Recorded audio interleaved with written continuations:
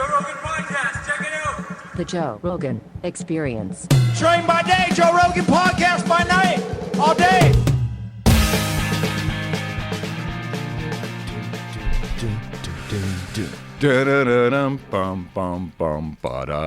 An audience with the Podfather, ladies and gentlemen. The original, the OG. Without him, we would not be here. Adam Curry, ladies and gentlemen. Joe Rogan, I have much man love for you, my I have brother. much man love for you, Much buddy. man love for you. If it wasn't for you, this business would not exist. Well, you're the fucking patient zero, my brother. I appreciate you saying that. It's true. Without you, Everybody needs to know it. Without you, holy shit, I wouldn't have been recertified. Someone needed to know.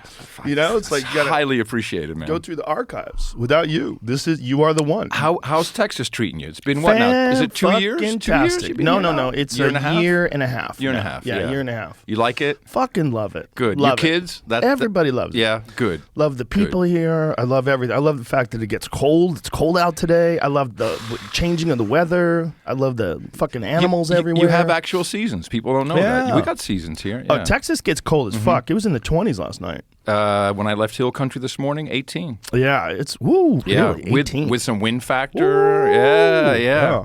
I When was it snowed cursing out that here shit. last year, I was like, okay.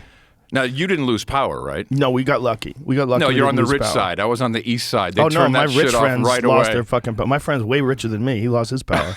Oh, really? Yeah. Where was he? He's in Westlake, I guess. Yeah. Oh yeah, okay, Westlake. But we were southeast before.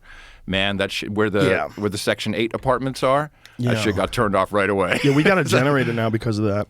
Yeah. It was a little sketchy. Ours is getting installed next week. Yeah, whole house generator. You know, Yeah. it's nice to have food too. You know, I always have food stockpiled because I'm a hunter. You know, so I gotta tell you, man. Food intelligence has got to be the buzzword for the next couple of years. food intelligence is a good buzzword. Because people, well, first of all, just look at us.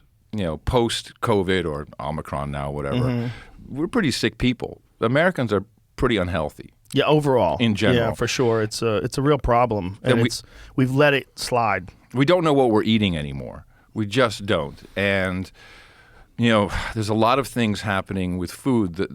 And you'll appreciate this. The meat processors, they have no intention of really continuing actual beef and other real meat. They are all moving towards processing soy, etc., creating, I can't believe it's not burger, the fake meat, the fake Really, pork. all of them are doing that. All of them. But isn't that stock down in that Beyond Burger stuff or Beyond Meat stuff? You got it's much so. Those are just the brands, but go look at really the food process. There's only a couple of them. We have JB's, I think. The biggest one is Cargill. I love talking about Cargill because they're like a secretive family. They're kind of like Succession. Oh, that's a great fucking show. or like by the way. or like the Sacklers. The same thing.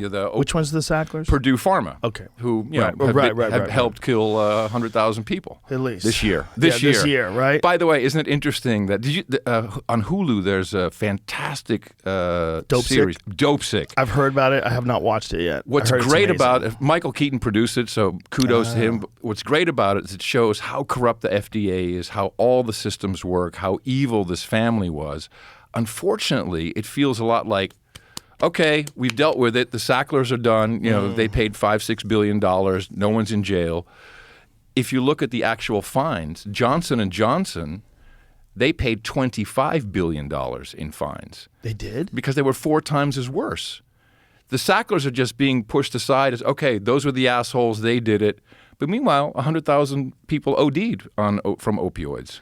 I was under the past year. impression, I guess I'm wrong, that the biggest one was Pfizer. Wasn't the biggest one, the biggest fine Pfizer for a while for that anti-inflammatory drug? Oh, that's different, but we're talking about opioids specifically. Oh, so it's not like just pharmaceutical company fines? It's No, this fines is for just specific just drugs? opioids. Yeah. Okay, so they fine people for lying about pharmaceutical drugs and then fine people. It's a different thing, to like a different categorization? Because they were saying that was the biggest fine for like medical stuff. What are we looking at? $5 billion There you go. landmark, $26 billion opioid settlement. Yeah. Whoa. So, but it sounds like more people were involved then. If Johnson & Johnson's paying $5 billion, who's the other? Where's the rest of the $11 million coming from? Well, I don't know. I don't know what this article is. 21 million coming from. But I believe Johnson & Johnson paid much more. So there's two parts to it. One is the pharmaceutical companies that were developing it, and then it says it right here. Because remember, they said it was non-addictive. Right. That was the problem. Yeah. And so when you continue to push that, and they were saying, "Oh, it's not working. Up the dose." All of that was a problem. But also Walmart, CVS, and Walgreens, they're now being fined for basically overselling. Yeah. Just being pill mills, legal drugs, Joe, just legal heroin being distributed to unwilling people or unwitting people. So it's saying that this was the whole fine. So it looks like Johnson Johnson paid $5, and then there was another 21. When's this article from, Jamie? Because July. I'm not saying this is the whole thing either, but this is just from July. But I'm pretty sure Johnson & Johnson There wound could up be paying more, $25 billion When I looked in it up. total. Okay, but let's just read this just for the heck of it, and then we'll figure it out. It just says, under the settlement proposal, the 3 largest U.S. drug distributors, McKesson Corp., Cardinal Health, and Americasource Bergen, which that's all one word for some strange reason. Americasource Bergen, one word, Corp, are expected to pay a combined $21 billion, while drug maker Johnson & Johnson, which manufactures opioids, would pay $5 billion. So that was the Sacklers aren't even in here, so something is missing from this, and that's Purdue Pharma. They took the fall for sure. They got the Hulu series, everything. They took the fall, and now it's just like it's over. No one's talking about it anymore, but the problem still exists. There's this term that everybody uses today, right? And it's influencer. It's a term that they use for like social media people that sell sneakers and, people that are doing certain things. They become influencers. Yes. And but the biggest influencer is what's in the news and what's accepted. Like what we tolerate is the big influencer. And the people that get to control like what seems normal. Like if your doctor's like, hey, Adam, you've got a bad back. Let's just accept it and let's deal with the pain. And then he's got you hooked on this stuff and you can't get off and you're literally sick. Your body's shaking. Like, who's responsible for that? Is it the company that talked the doctor into doing that? Is it doctor for not looking into it enough and just accepting that people are fine just going out and getting whacked out on pill form heroin? I think you have to go back much further. You have to go back towards when modern medicine got funding. So this is when we had the homeopaths and then we had the allopaths. And the allopaths got all the money mainly from Rockefellers and a couple of the big rich families of the day. And that all kind of came to a head very quickly. There's a couple of great documentaries about the cure for cancer and how many entrepreneurial doctors, even one rancher in Texas, had really figured it out. I think his clinic still operates in Mexico. People go there, and it's exactly the opposite treatment of what the allopath medicine is, which is basically try and kill all the cells and hope you survive it, with radiation or chemotherapy. So once we went down that route, it was very easy for the big families to say, okay, we're going to establish universities where we teach this, which is not necessarily the look at the whole person, what is the person eating, et cetera. It's like diagnose the problem, prescribe the medication. So this is a problem that has been here. It's throughout the system. There's no education. It's all just that's what it is. Don't you think no education's a big one? And don't you think it also is a function of doctors having these ridiculous student loan bills, and they get out of school and they're in debt hundreds of thousands of dollars sometimes. It's capture. And then they're in this system where they're trying to get people in and out of their office as quick as possible. It's capture. Yeah. A really good doctor should be sitting down with you and talking to you for a long time.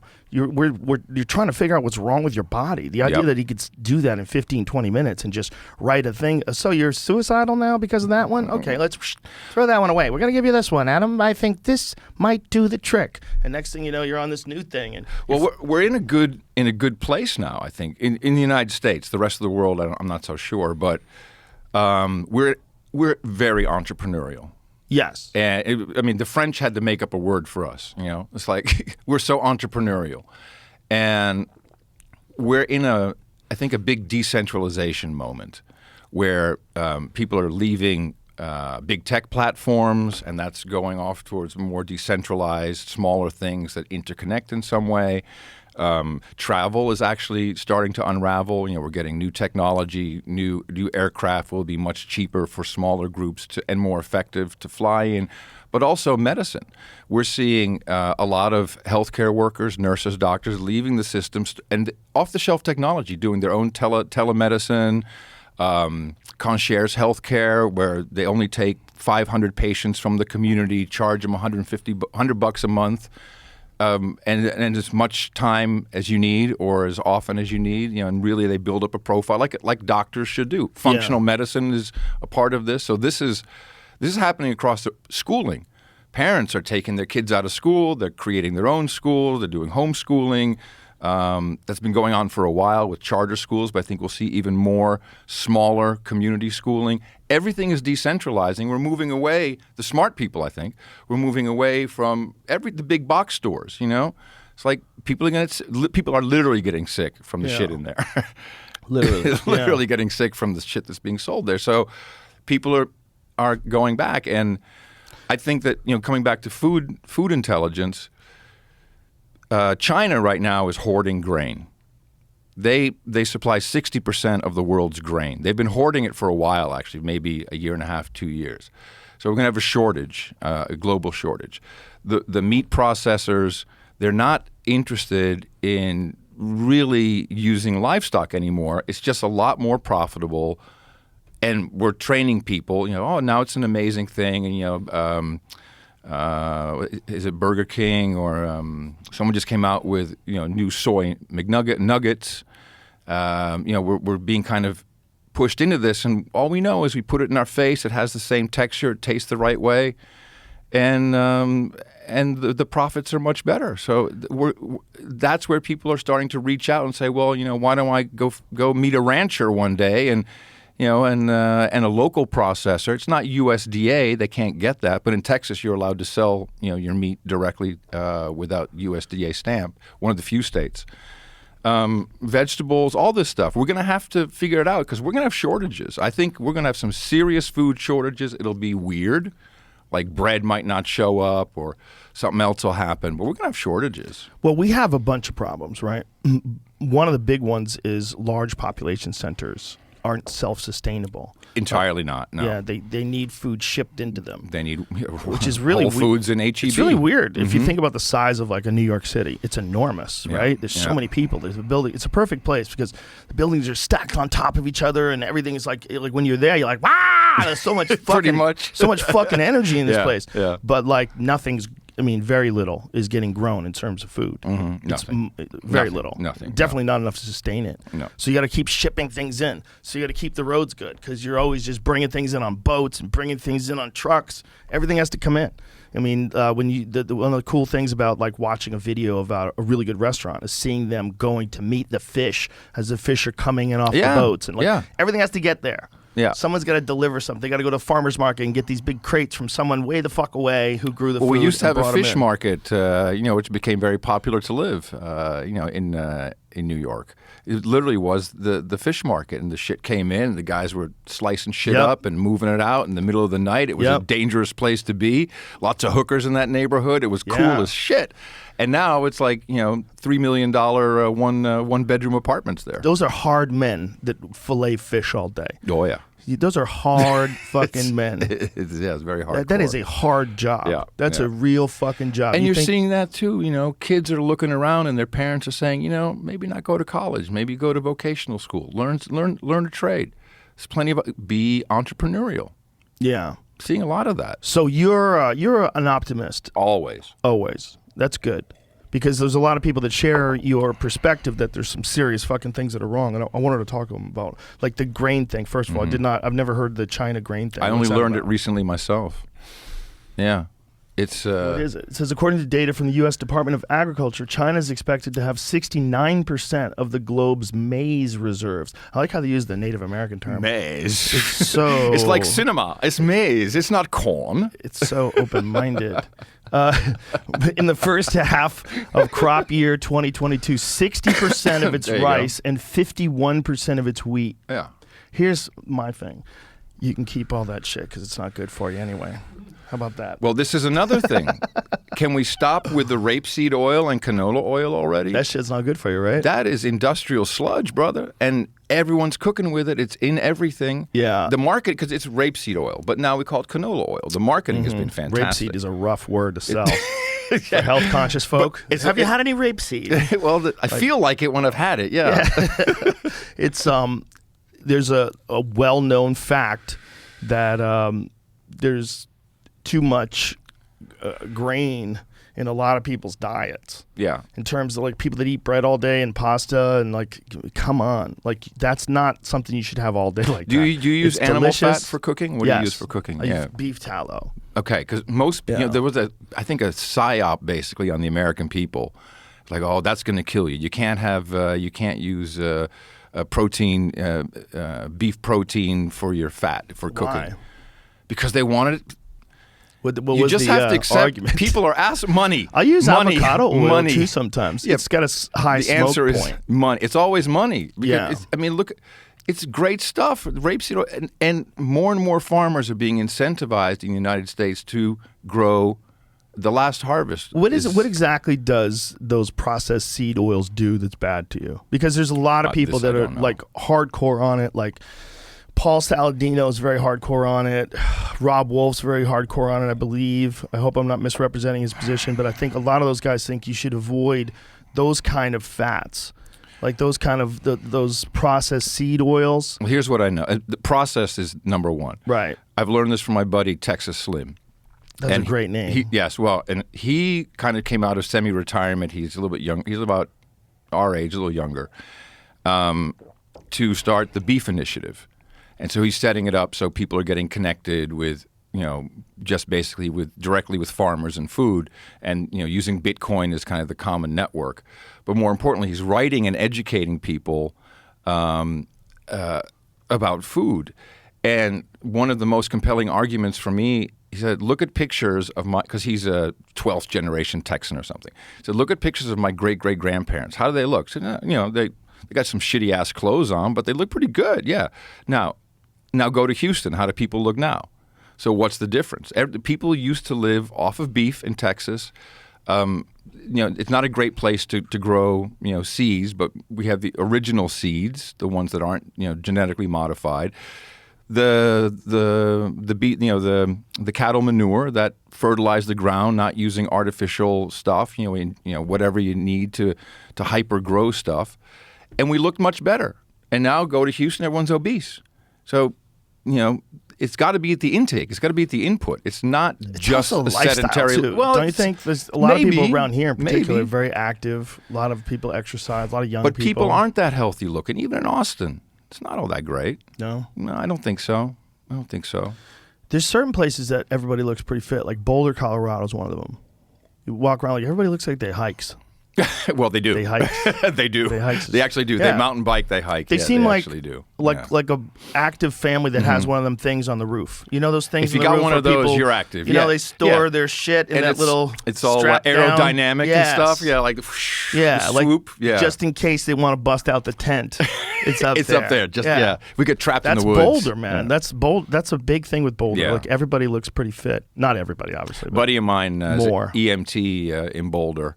And they were where they live in Erie is right near where that the fire happened, the recent fire. Mm-hmm. That was massive, huge fire. And so he went off to work. He was off, saving shit, and then his wife was packing up the car because he figured they might have to go. And of course, they're in Boulder, so she packs everything and throws the skis in just in case. Just in case. Just in case. Might want to go skiing when you're running from a fire. Dude, hold on. Got to get the skis in. You got your boots? Yeah, it's fantastic. Super I love active that. folk. I love that, yeah. So people in Europe, they walk around more, right? Isn't that the idea? Like why Europeans are a little healthier? They walk around more than us. And then there's also the original wheat, which has not been apparently. This is from Maynard. I'm not sure if this is accurate, but Maynard Keenan from Tool. He actually runs.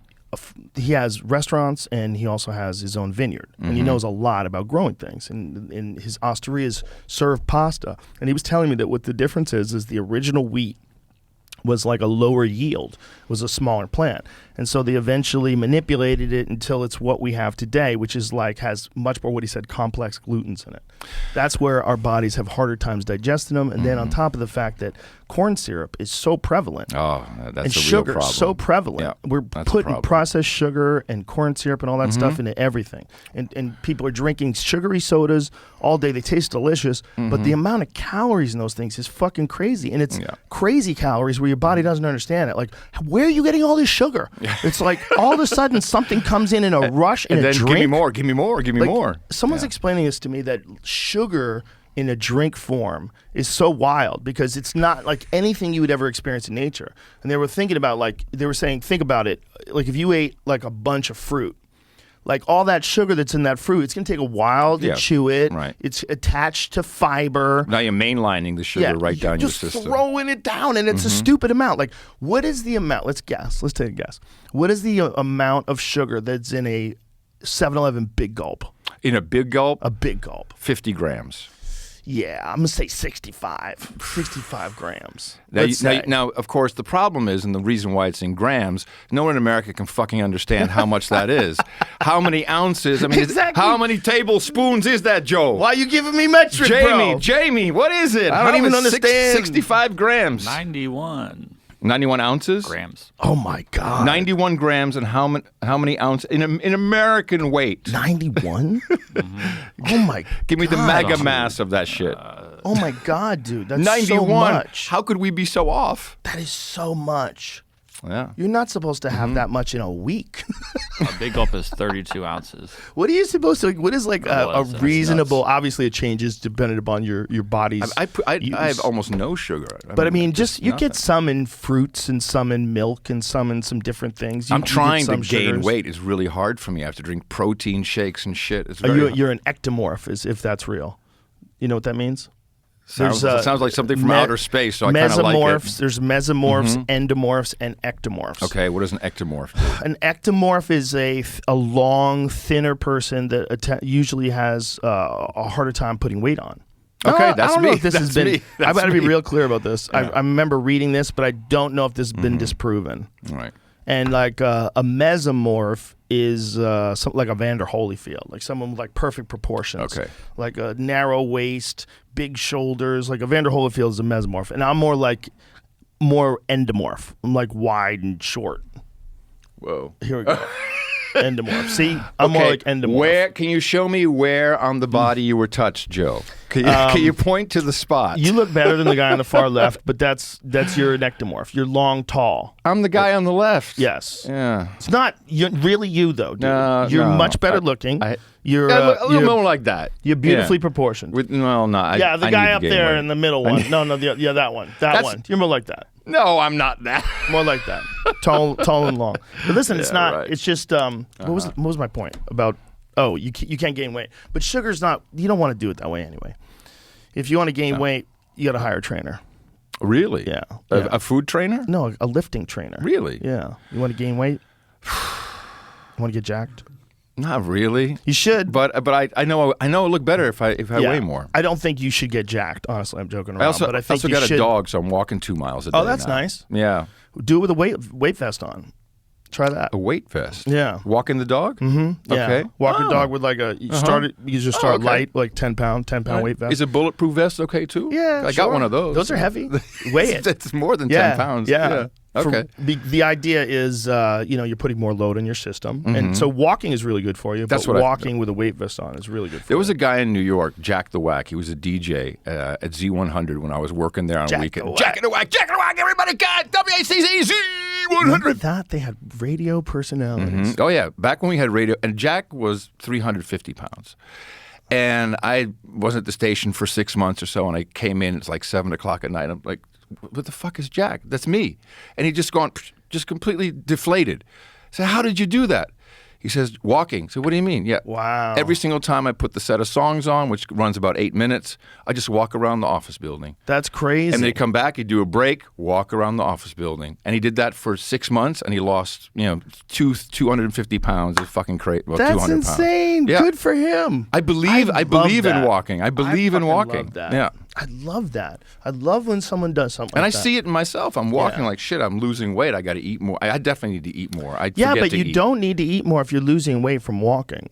You're probably burning off stuff that you don't need. It's probably burning off fat. I forget to eat. Do you really? Sometimes. How's that possible? I'm the opposite. Weed. I wish I could give Weed you... helps me forget to eat, Joe. Not for a lot of people. It gives them the munchies. I get the munchy thing, and then like, Dude, I eat so much. Yeah. I eat so much food. Sometimes I'm such a glutton.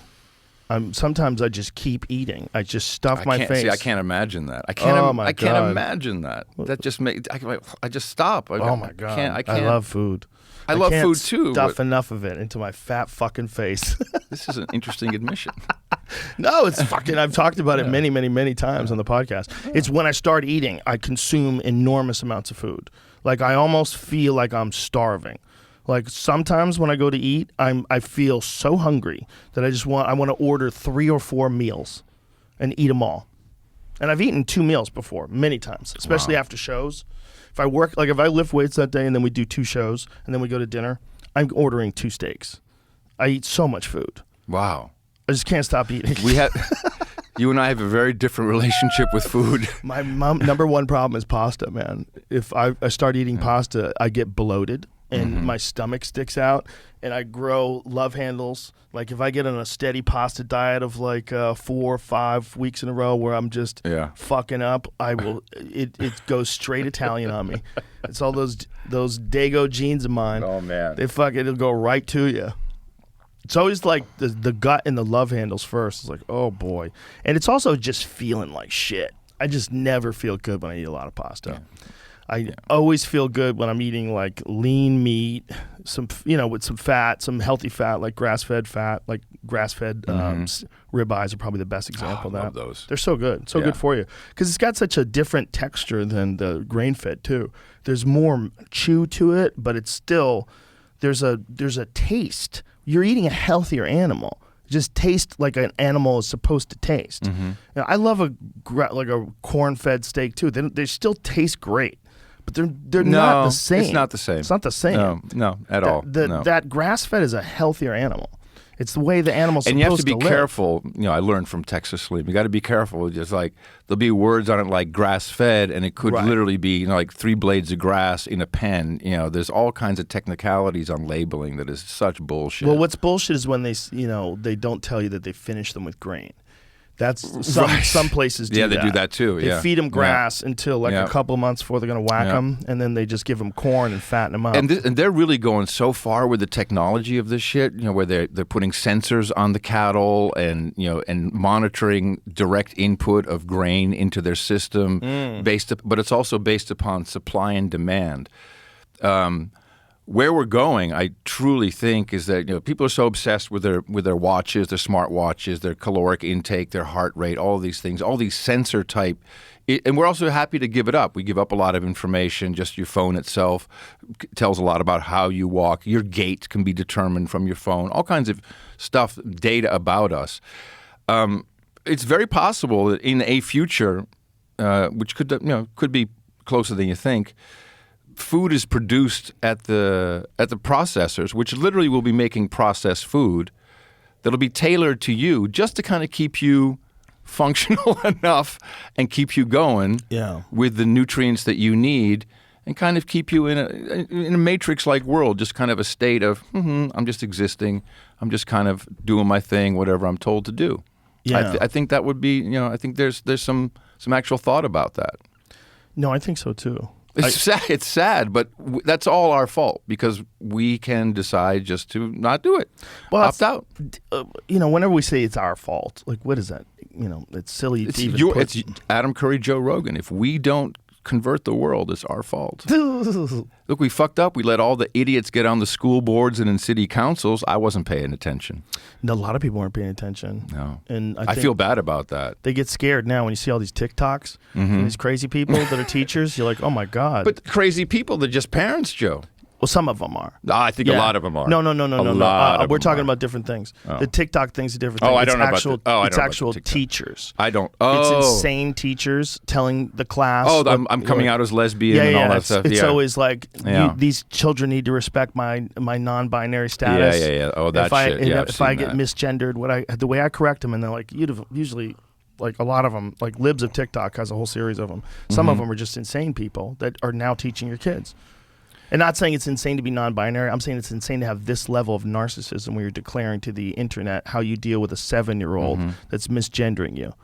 Like this is. Well, look at what the mechanisms If they don't are. say they them, the 7-year-old has to learn they them. Is that Yeah. real? No, look at the mechanisms. It's what's controlling this. It's the TikTok. It's the algorithm. It's the phone we put in our kids' hands. Are you aware of? I was having a conversation with a couple of friends of mine about this the other day. The Shanna Swan book. Dr. Shanna Swan. She's Isabel. she's an environmental epidemiologist, I believe. Is that what her actual title is? She wrote this book that I always forget the name of it. Countdown. Thank you. And it's all about chemicals. Did you have her on the yes. show? Yeah, I think She's so. I remember blew this. me away. Blew me away. It's all about chemicals. Atrazine. Yep, that's one of them for sure. Phthalates. Phthalates are a big one. And what she was essentially saying was what we're dealing with is like a biological crisis. Like from the introduction of petrochemicals into the human diet, these phthalates have caused some weird alterations of our reproductive systems. People are way less fertile. Women are more prone to having miscarriages. Men have lower sperm count.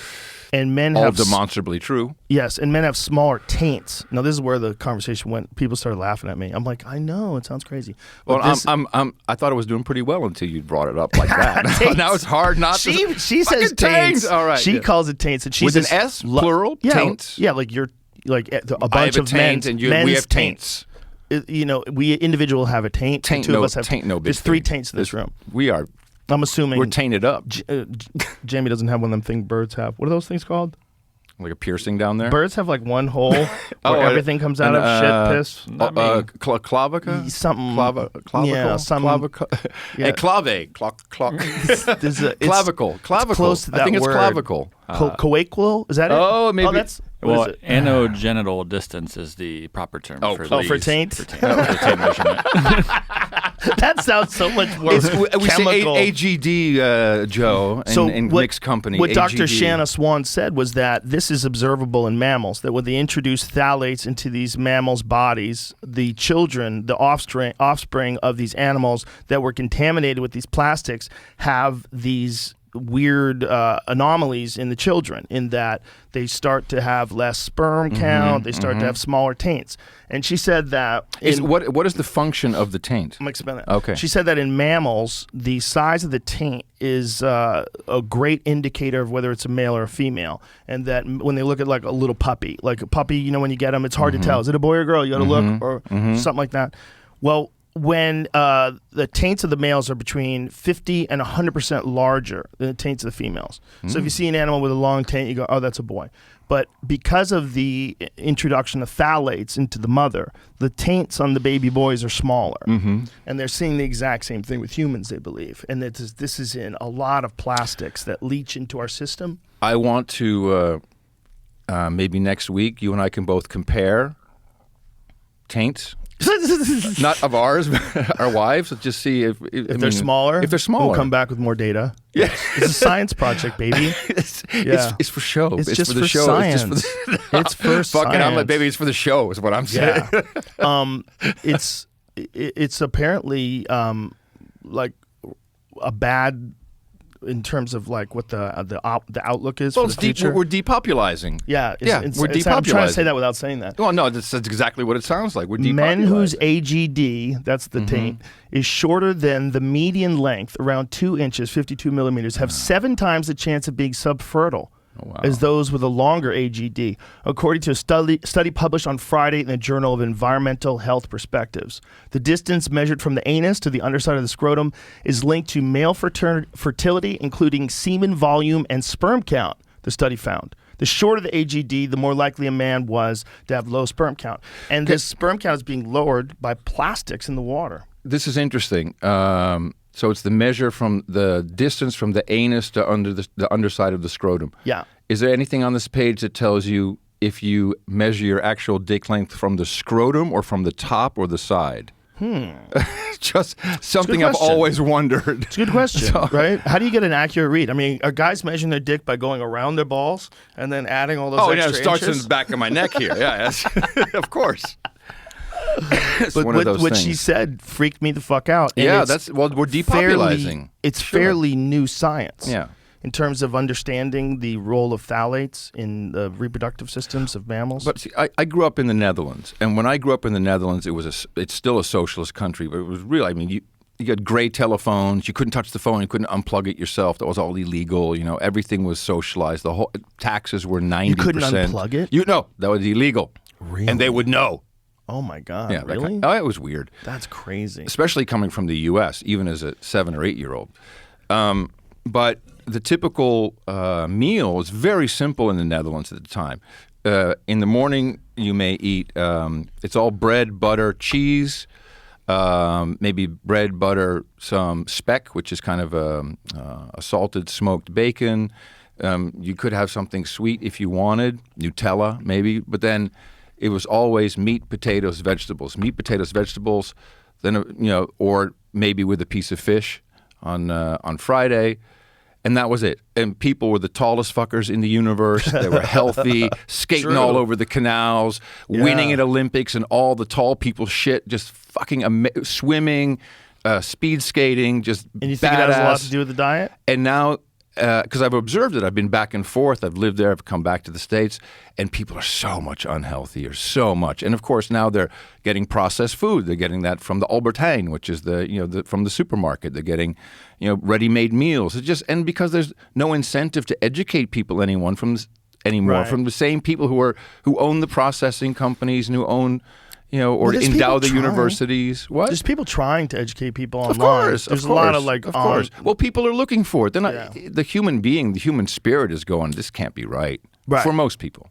Yeah, I think so. I think you're right. I think for most people, they're like, if you got to look at the whole food system and looked at what people are eating, what kind of results we're getting. What was it? 40-something% obese, something like that. I think it's more than that. What was it, Jamie? Do you remember? This is like the Jamie Fact Check show. He's always on it. Yeah, Kids on the ball. I know. But when we looked at it last, it's a stunning number of obese people, and a lot of it has to do with the diet. It's lot also of it has to do with noticeable the if you diet. travel from Europe coming back to the United 42. States. 42. 42.4% in 2017 to 2018. That's probably. And what does what does obese mean? Oh, look at this. What is the During the same time, the prevalence of severe obesity increased from 4.7% to 9.2%. Wow. Yeah. Well, it's the CDC, so you got to trust those numbers right away. Yeah. Could be Fuck. much worse. Who That's knows? crazy. Who knows? That's crazy. So that's from, put that back up. So that is much more recent. That's from 99 to 2000. I didn't read the whole thing. It said from 99 to 2000, and then so it was. And how many here's- people got tipped over the edge during the pandemic and lockdowns?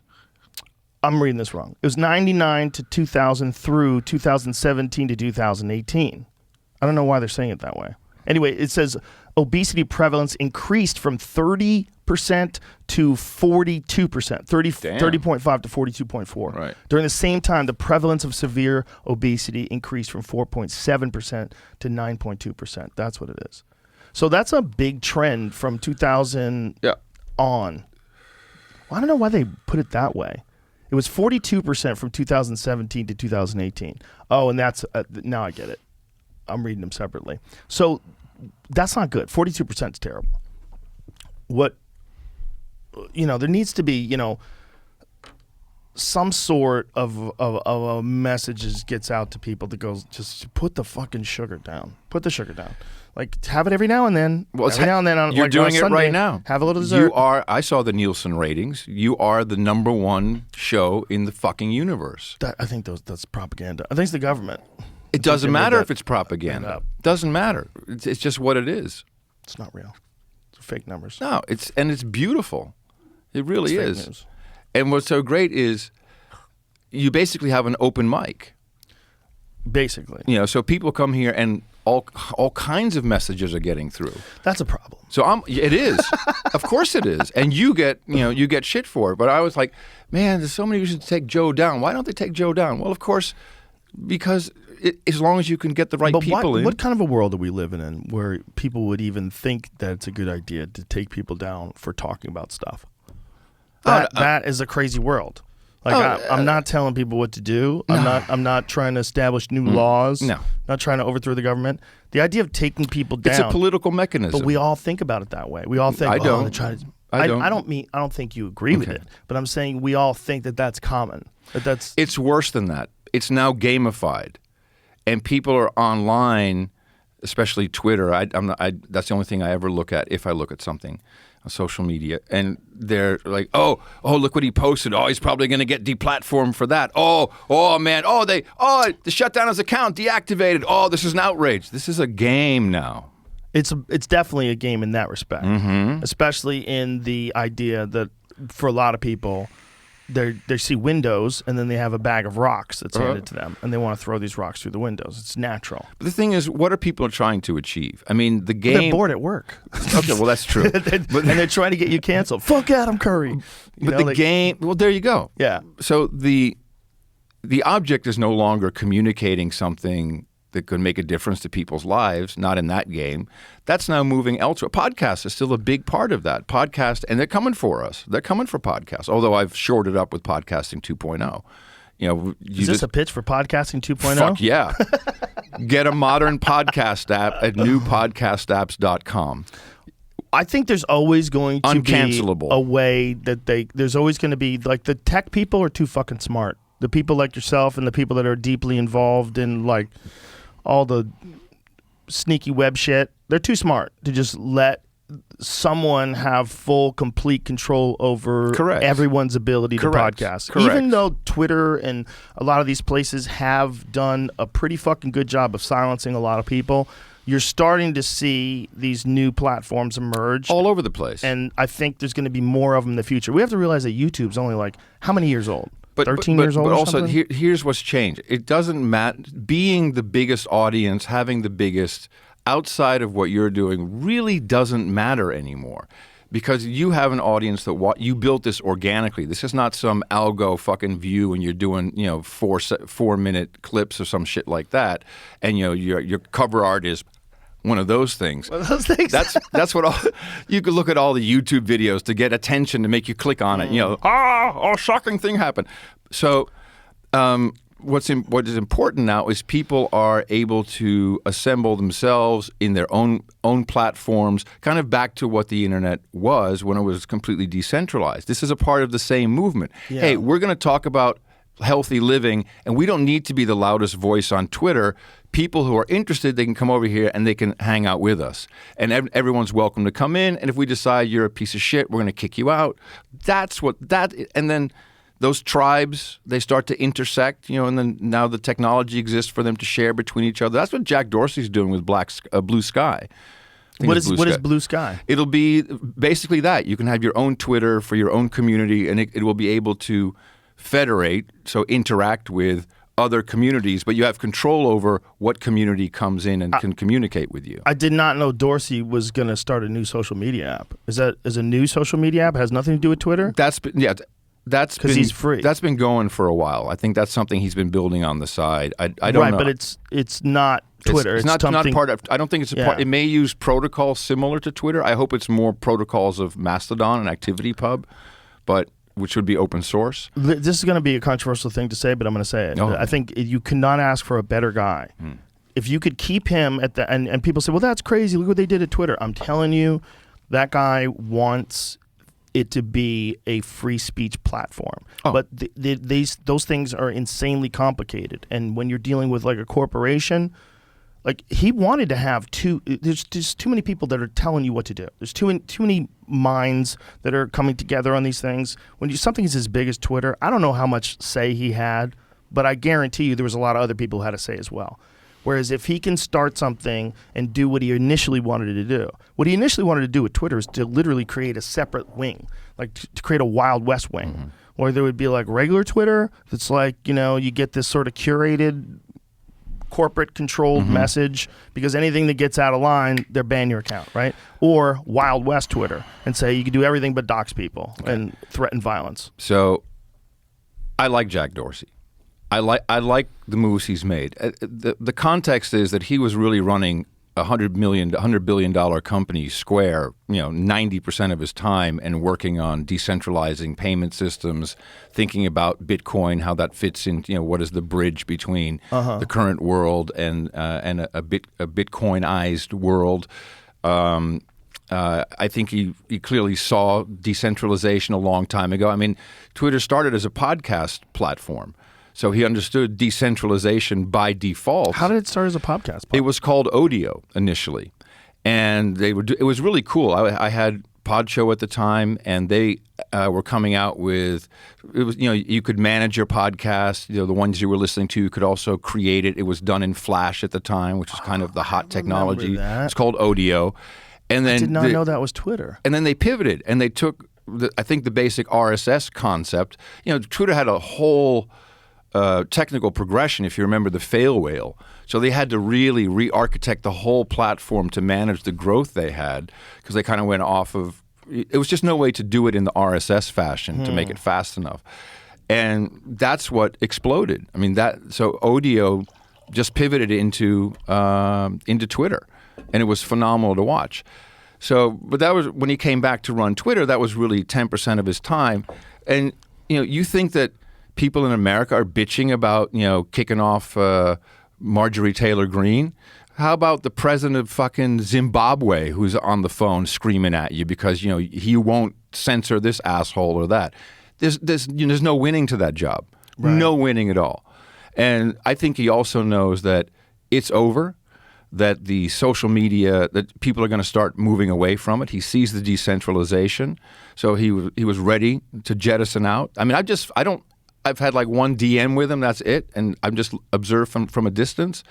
I think he'll be a very important player in the true decentralized world that we're moving into, which we've been moving into for probably 15, 20 years. It seems like for social media apps, that's the only way you're ever going to achieve any kind of balance, but my concern is that they never get a chance.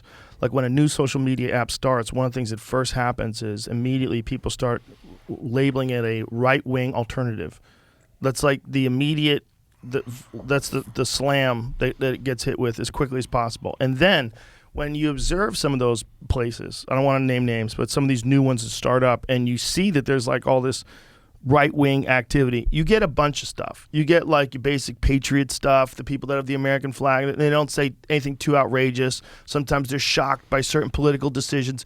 But then you see like outrageous people, over-the-top people that are just they sound like they're fucking insane. They're saying all these different people are criminals and they should be court-martialed, and they get real aggressive. And you go, how many of those are real folks?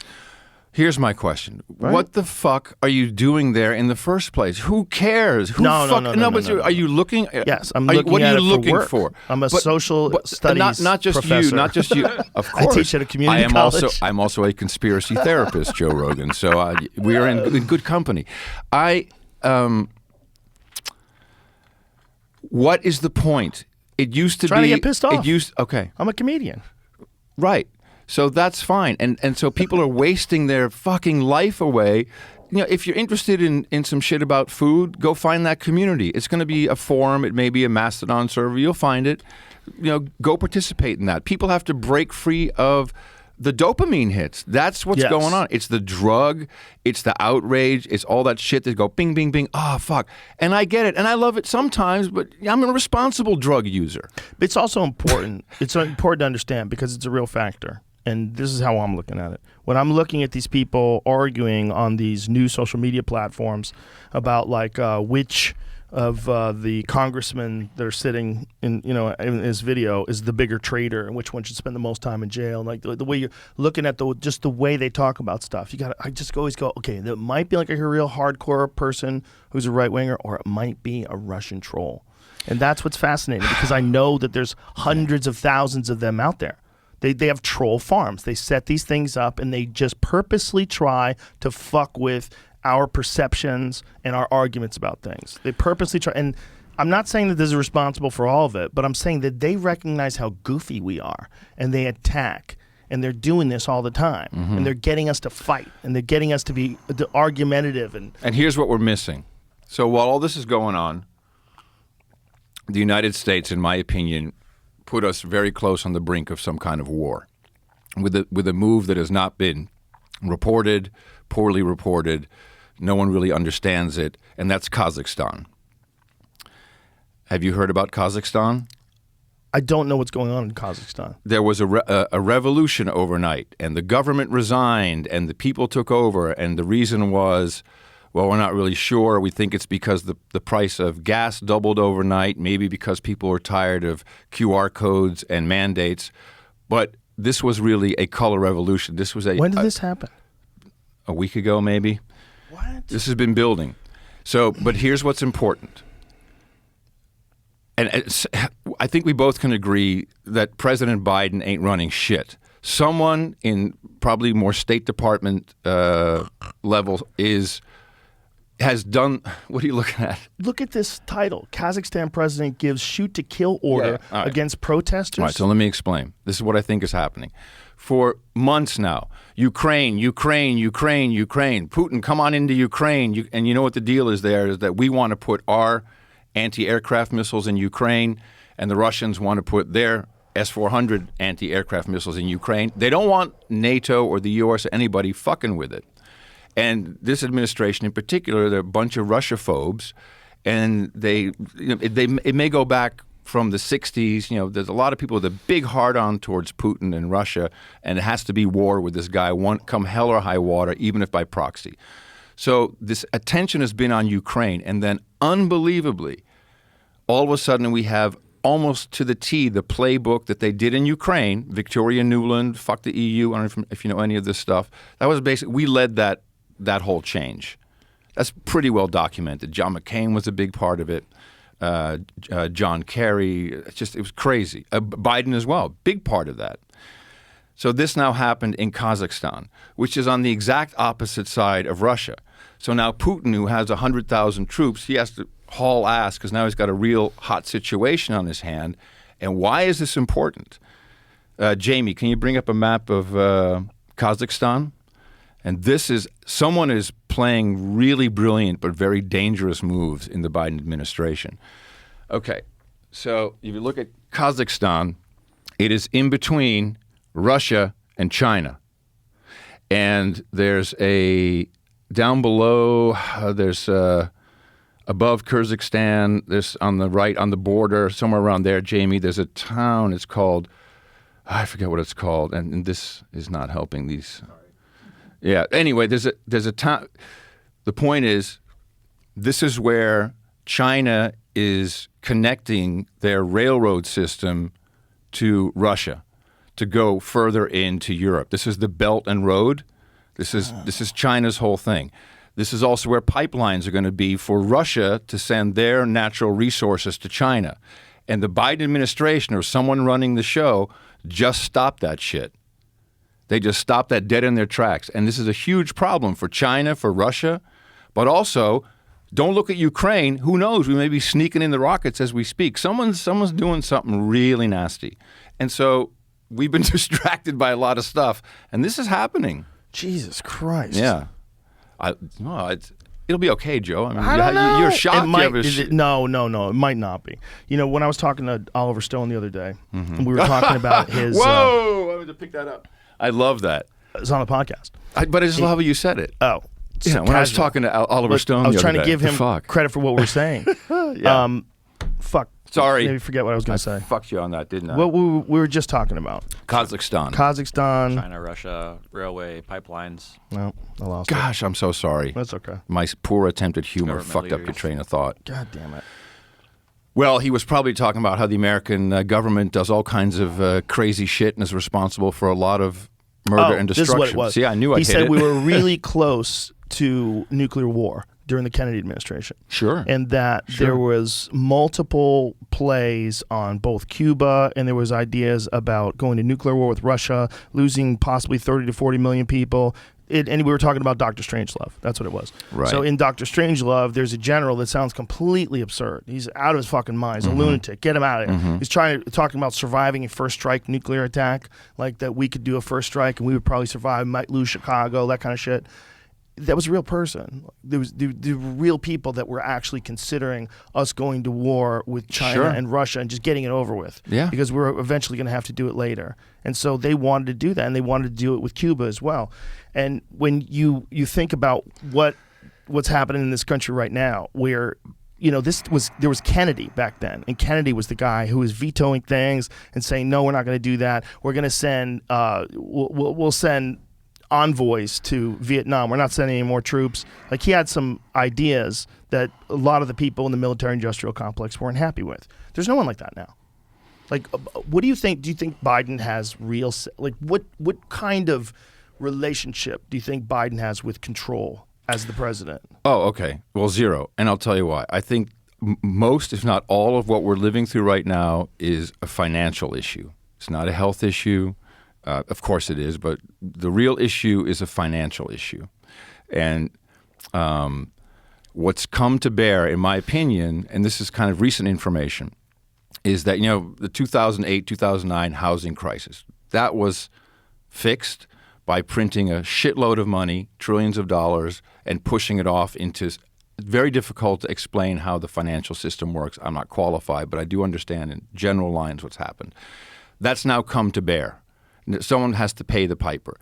And it kind of happens in central bank-controlled economies, which is what we have with the Federal Reserve. So it's a bunch of banks that really manage our money. They create it. They spend it. They do all kinds of stuff with it. We borrow from them. It's a very convoluted system. Now I lost my train of thought. That's not fair. It's that LA weed, bitch. Come on, Jamie, where was I? Convoluted system. Right, the convoluted. Okay. So that's the balance sheet is out of whack, and it can jeopardize everything. We could have a crash of epic proportions. Right. And it happens about every 10 years. If you think about all the crises we have, so we had 2008, but then before that we had 2001, 9/11, we had 87 before that. There's been all these crashes. Around 10 years, kind of, the system has to reset. But it's compounding.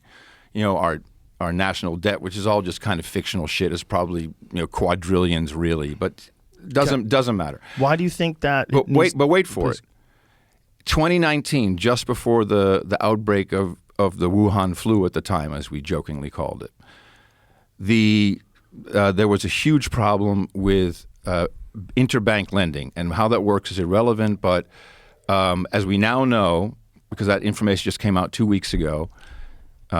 J.P. Morgan, Chase, Morgan Stanley, Citibank, and Goldman Sachs collectively borrowed $11.7 trillion just before the pandemic started.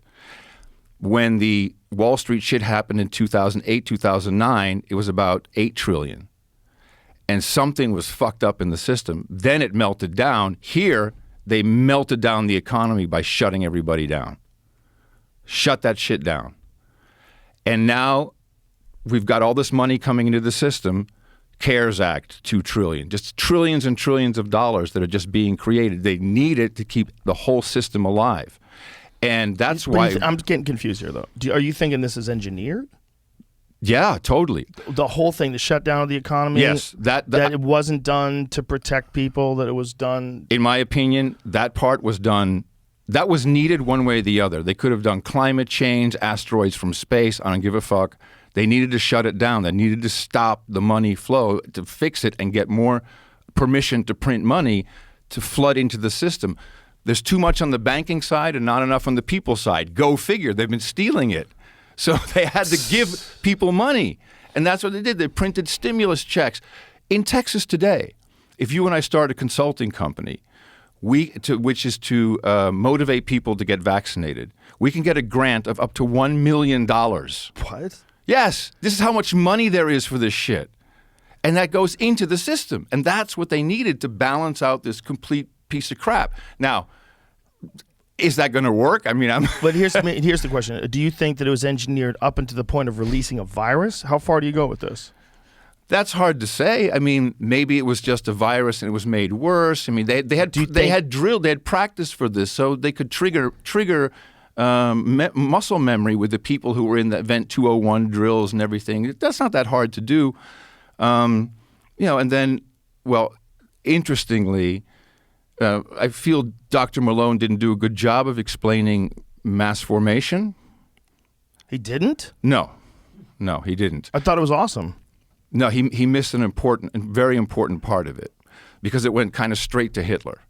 And that's not what mass formation is. Well, he was just trying to give the worst case example in recent memory, I think. But we have an example right now. Okay. And that's what makes it interesting.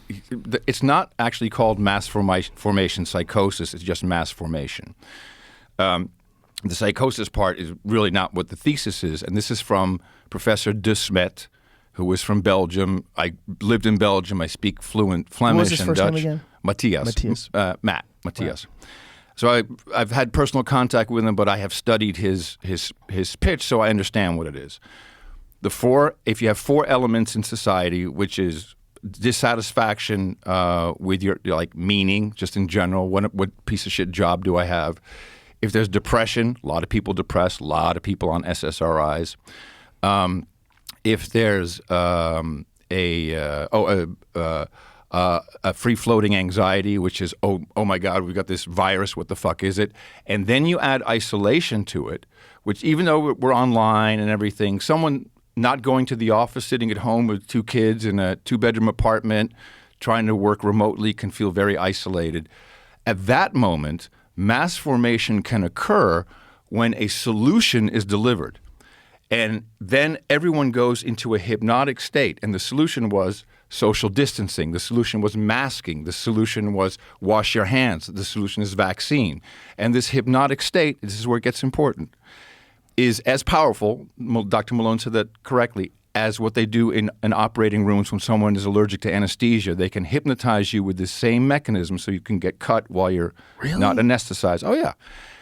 But most importantly, the leaders, the politicians, they are also in the same hypnotic state, and they get myopic, and like Australia, they get completely irrational and nuts. So it doesn't lead to a dictatorship like Hitler. It leads to totalitarianism. And it's fucking lawless, and it's just going to be. And look at what's happening. Yeah. We've got people doing smash and grabs in Gucci. We've got a lot of stuff going on. So what I'm loving right now is that there's a mechanism in place that is waking people up from this. And many people may have heard this. People who have been double vaccinated, boosted, have followed all the rules, wear the mask, whatever. They get Omicron. They feel shame. Have you heard of this? Any of this? People feel ashamed. And like, oh my God, I can't believe it. I did everything I was told to do. Everything, and I still got it. I'm so ashamed. And some people wake up and go, hey, wait a minute. What the fuck am I ashamed for? I did everything right. And by the way, here I am. They're waking up from it. And they're now looking around, and now they're seeing all the other stuff that's happening. Collectively, we're in a very bad state right now. And that's mass formation, and we're in it. We can be in it for all kinds of reasons, but when the lockdown happened, that opened up opportunity. Look at it right there. Washington Post. Thousands who followed the rules are about to get COVID. They shouldn't be ashamed. Mm-hmm. Yeah. They shouldn't. They shouldn't. Of course not. They shouldn't. We should stop thinking about fault and start looking at the raw facts. When you've got that woman, what is her name? That voice of doom on CNN, medical lady. Wen. Oh, Lena Wen. Lena Wen. Yeah. She was saying, she's the voice of doom. She was saying that cloth masks are little more than facial decorations. Yeah. She was saying that they don't work on respiratory viruses. She blew the she blew the marketing. She blew the marketing. She said it more than once. But they let her. Possibly. But do you think that that's possibly just setting up the narrative that we're getting in new science and we're starting to understand, to try to realize that people are not going to take masks forever, so that you're going to try to detox us slowly from masks, slowly but surely, get the message out there that they're not necessary, they don't really do anything anymore. Just get vaccinated. Everybody, myself included at this very moment, is trying to create a narrative. Yeah. I'm going to be very open about it. Of course. This is very important, and this is a good place to do it. And it's great because it's a podcast, it's independent. When someone needs to go do this shit on mainstream television, you always have to be introduced as former FBI, former CIA, intelligence work, whatever the shit, and you do your spiel in 1 minute and 30 seconds, and you hope that sticks. That doesn't work anymore. So now there's long form. People can listen. People aren't stupid. They're not stupid. They can look. I'm a disc jockey. I can figure stuff out. I can recite a psychological thesis. Yeah. So this is the kind of stuff we have to move to. This is what's scary to me about the way things are going. Like, every decision seems to compound the problem further, as if it's on purpose. Like, when you hear that people that are in government, and even some folks that have at least some control over law enforcement, don't think that crime is a problem. There's a fucking a disconnect. letter. There's a disconnect. There's there. a letter that a friend of mine, I won't say where, lives in. One of his friends is a cop. And they sent him a letter of all the new guidelines, and these guys are passing around because they can't fucking believe it. Like, what you're allowed to arrest people for, what you're not allowed to arrest people for, what you have to let people go for. And they've eliminated a lot of fucking crime. And this whole idea of having at $1,000, anything more than $1,000 you can get prosecuted for, but up to 1,000. 950. Yeah. Well, that's nuts. Here's the problem, and my buddy Mo predicted this, and I think unfortunately he's right. So this recent trial of ex-officer Potter, who killed a guy. She thought she was reaching for her taser. That's right. Yelled taser, shot him. So in Hill Country, there's a lot of service people up there, and my buddy Mike, he was considering going back into the police department, and because he was out there for a long time, and he quit for a little bit, and he was like, I want to go back, I want to serve again, and after that trial happened, he said, I'm not going to do it because no one's got your back, and there's no way for you to police effectively, because if you have to have in the back of your mind, that's what training is. We always had kind of this secret agreement, like, hey, if it happens, like with military accidentally killing civilians, I'm not trying to make it right, but I'm just saying the thinking is no one wants to be a cop anymore. No one wants to serve the community, and you know what's going to happen? He's going to go into a wealthy neighborhood who have a private police force, and the people in poor neighborhoods, you're going to get drones and robots and shit like that, and you're never going to go to jail because we have the mechanism to lock you down now. We know where you are. You should be quarantining. You're quarantining for 15 years now in your house. There you go. That's and why? And is that one single entity, or do multiple things work in concert, or am I just hallucinating? Is it a simulation? I don't know, but that's what I see. Well, first of all, that one situation where that lady pulled out the gun instead of the taser and shot that guy, people think that can't happen. You have never been in a situation where you've never been in a situation where it's life or death, first of all, because people freak the fuck out and they go reptile and they have no idea what they're doing. And they don't realize until after it's over, and then they try to piece it together in their memory. When you're in a violent situation with a person where you think you got to tase them and you're a woman, here's another thing. Well, this is what my buddy said. This is the thing about cops. I don't, and this is not just about women, because there's a lot of women who can do it and handle themselves, but you should be able to fucking handle yourself if you're going to be a cop, period. When you see a lot of these cops that are like small people with no physical ability to restrain someone and no martial arts background, whether it's a small man or a small woman, that's crazy. That's what my buddy said. He says, forgive me for saying this, but women shouldn't be on the street. I don't think that's all women. There's some women. No, but I'm just telling you the general feeling. Yes. And of course, he said there's some kick-ass women he works with. He says, but in general, you get someone who's on meth or some crazy shit like that. You have no idea what comes out of a dude. Right. That's insane. You should be strong as fuck, and you should be really well trained. And I think, ideally, you would want it to be like an elite soldier. That's what you would want out of a cop. And through that, you would get more discipline, too. You get people that are more disciplined. Because there's a lot of these people that they get these jobs. Like, who had a bit about that? Someone had a bit about it, about growing up with cops. Fucking who was that? Whoever it was. They had a good bit about it, about guys who were cops when they grew up. I think it's Tim Dillon. It's Tim Dillon. That's who it is. About guys who were cops when he was growing up, like the kind of guys who grew up with who then became cops. Sure. It shouldn't be that way. It should be a really well-respected job. It's a very important job. Used to be. But somehow or another, it stopped being that, and whether it's through corruption or too much crime to deal, or just fatigue. Literally by what we're discussing here is put them on edge. All these things now are no longer possible. All these violations are possible. We're shifting these rules. And undeniable, I call it the Soros sisters, but we have all these district attorneys who were pretty much funded by George. I don't think it's George Soros. I think it's his son, Alexander. He's probably running the show now. I believe that they have a mission to subvert America. I think they don't love America. They want to create lawlessness because it's. But this is a common conspiracy theory, air quotes, right? But I've had it told to me by very credible people. And the idea is that what one would do is we don't accuse anybody, but if one wanted to do that, what one would do is they would fund a very, very progressive politician, district attorney, what have you, get him into office. Then once they get him in office, then fund someone who's way to the left of him. Fund him, push him, get him in, push him out. Fund the next one, make him even crazier. Keep going. And then get in people's heads that you have to defund the police. You got to say that. Say defund the police, make it a narrative. We got to defund the police. Instead of retrain the police, instead of pay them, or instead of like the same thing. Imagine if we looked at our country's education system and said, we got to defund the teachers.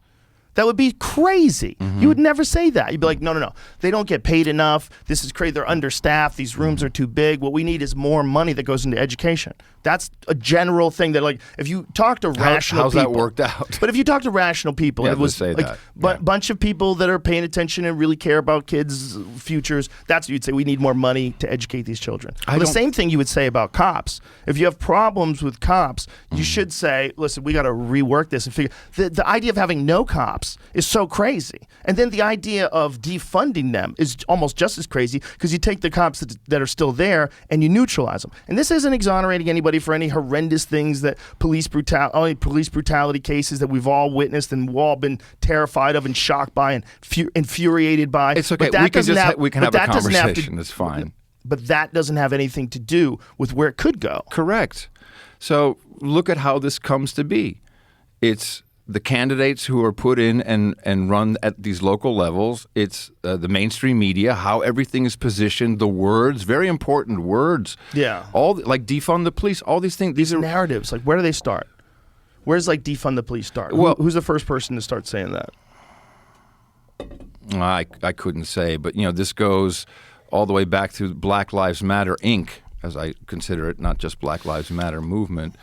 But there's a media is so prevalent now. There is so much fighting for your attention, and little things catch and grab hold, and we live by that. I mean, this Donald Trump will forever be in the history books as a horrible guy. God knows what they'll put on him with the January 6th, as worse. I mean, what was that yesterday with the president and vice president? But that was insane. So insane that they were comparing those dorks.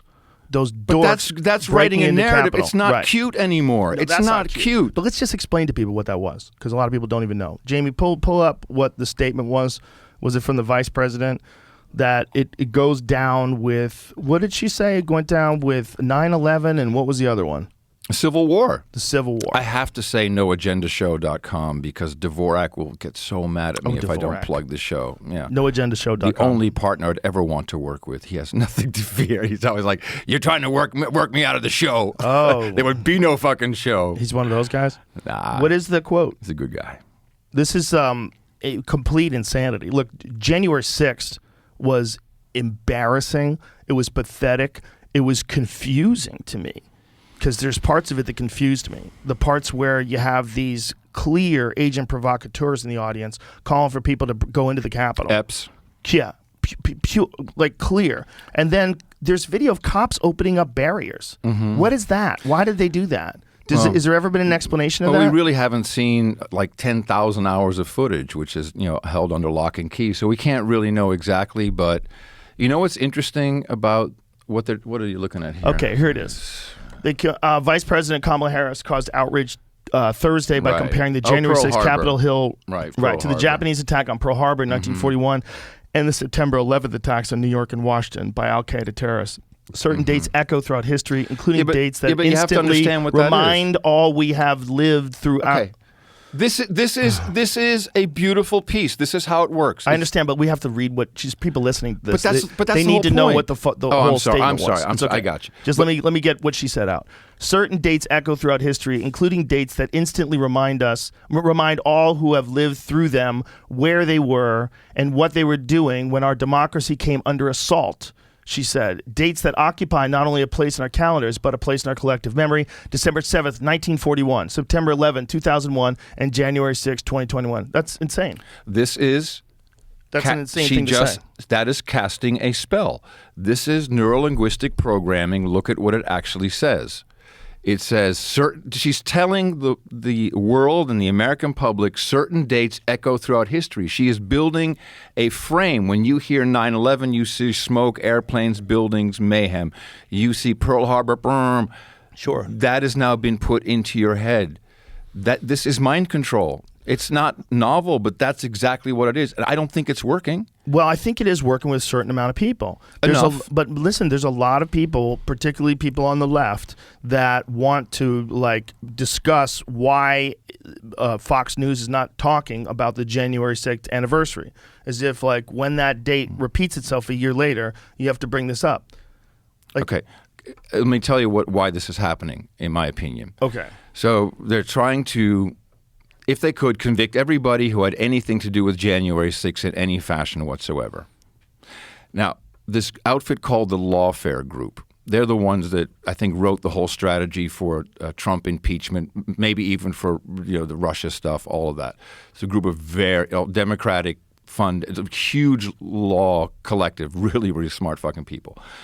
They are now trying to mount a case against these insurrectionists, air quotes, using Sarbanes-Oxley. And Sarbanes-Oxley was a law that was put into place really to make sure that Enron never happened again. And what is it they're trying to use? It's some section there, 1519, I looked at it, I don't remember what it was.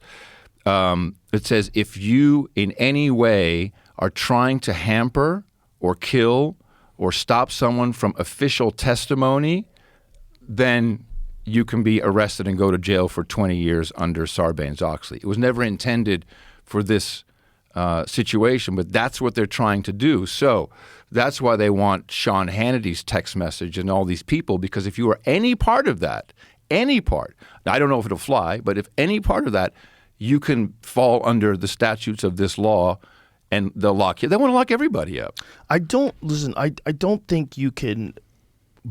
If someone didn't know that happened, and that was going to happen, I don't think you can blame them for the actions of others that you say they influenced. I don't think so either. But let me finish. Unless they I'm sorry, say I that they, interrupt a lot. it's okay. Unless they say that, I want you to do that, like that guy did, the agent provocateur. I want you to do that. I want you to go into that building. I want you to go after those people. I want you to take what's yours, that kind of talk. But there is an influence. So, what responsibility does someone have if they do push an influence? And not just that, not just talk about the Capitol Hill thing, but what about the fake Russia story? What about Russiagate? What about the people that were pushing a narrative that changed the way people thought about corruption in government? Mm-hmm. What about that? How come that's not a big deal? How come that all happened? We know it's all bullshit and no one apologized. How come we know that the version of it that we were told versus what actually was going on, and that communications are kind of common on both sides, and the Clinton campaign communicated with them too. Who knows what the fuck they talked about? But the idea that this was this terrible thing, that Russia had subverted our government and they had taken over through Donald Trump, and he's some sort of a fucking undercover agent. It was so dumb. I feel like Trinity in the Matrix, and you're Neo, and you're just coming through this goo, and I'm trying to hold you and love you and say, here we are. This is the reality of it all. Yeah. We're living in a media simulation. That's it. It's something weird. It's certainly something weird because I just give into it. But let's talk about what we talked about earlier. Just the overdose deaths. the number is so staggering. 100,000 last year. It's the number one killer of people 18 to 49, but you're not seeing it all over the news. Why are you not seeing it all over the news? Why isn't that this massive loss of life a front page story on CNN every day? You know why that is, because the number one advertiser of all brought to you media, by Pfizer. Exactly. Yeah, it is. That's how it's capture. controlled. That's capture. That's total capture. That's capture. That's capture. Yeah. Now, one thing that I heard that's very promising is that CNN plans on going to straight news now. John Malone, he's now buying CNN. And that's why I think we're seeing a lot of changes. He hates the talent. He hates what they're doing. He doesn't think they're doing news anymore. I think that's why, hey, we get the Cuomo kid out. People are auditioning. You can see Jake Tapper trying to do a little pushback, kind of pushing back against the narrative. People are jockeying for position there. There's going to be a massive, massive shakeup, and it may actually be good. John Malone's a pretty serious dude. He doesn't fuck around. He may actually want to try and get back to news. Keep Jake Tapper. I like that guy. He's a fair weather friend. I trust him. He's a fair weather friend. Jake Tapper. I have a video of his face when President Trump got elected. Because it was on election night. We were at the Comedy Store, and I was in the comics bar, and Jake Tapper was doing the rundown of how President Trump had won the election. And the look on his face was like, motherfucker. He wanted to say something, but he couldn't say anything. Friends of mine have a service business. And they were serving a legit. You give me a face. No, I believe you. And they were serving. I think it was the assistant director of the CIA on his birthday at his house. And serving what? They were, whatever. It was a party, so they had they were doing something related to the party, food stuff, just related Drinks, to the party, whatever. And they said, just in passing, they never told me not to talk about it. Said it was really weird, like mostly CNN people were there, including Jake Tapper, like just hanging out on the guy's birthday. Is like, all right. Well, I guess if you want to keep working, that's what you do. Well, but it just tells you everything, man. Come on, we thought the old way was all legit and on the up and up. Here's the thing, it's man. not good for us really to know all this shit. It's not. It's not really. But here's the thing we have to think of as humans. Capitalism's not bad. What's bad is this shit. There's versions of capitalism that are great. You want to buy something, it's a good company that makes it, the people get paid well, you buy it, you feel good, everybody's good. Like, those things still exist. The idea that they can't exist, the idea that the only way to buy something is it has to be made overseas in some fucking horrible conditions in a sweatshop. That's the only way you could get it at a reasonable price here in America. That's bananas. That's banana. It's not like it's impossible. It's not like they're using fairy dust over there. What the fuck are they doing? Well, I'll tell you what they're doing. They're getting people to work cheap. So it should cost a little more, and people should get paid better. And duh. It's such a simple formula, and we would have clear consciences. We all would know that if you used to buy a car in Detroit, you wanted to buy a Corvette. When they first started making them, the fucking people made them.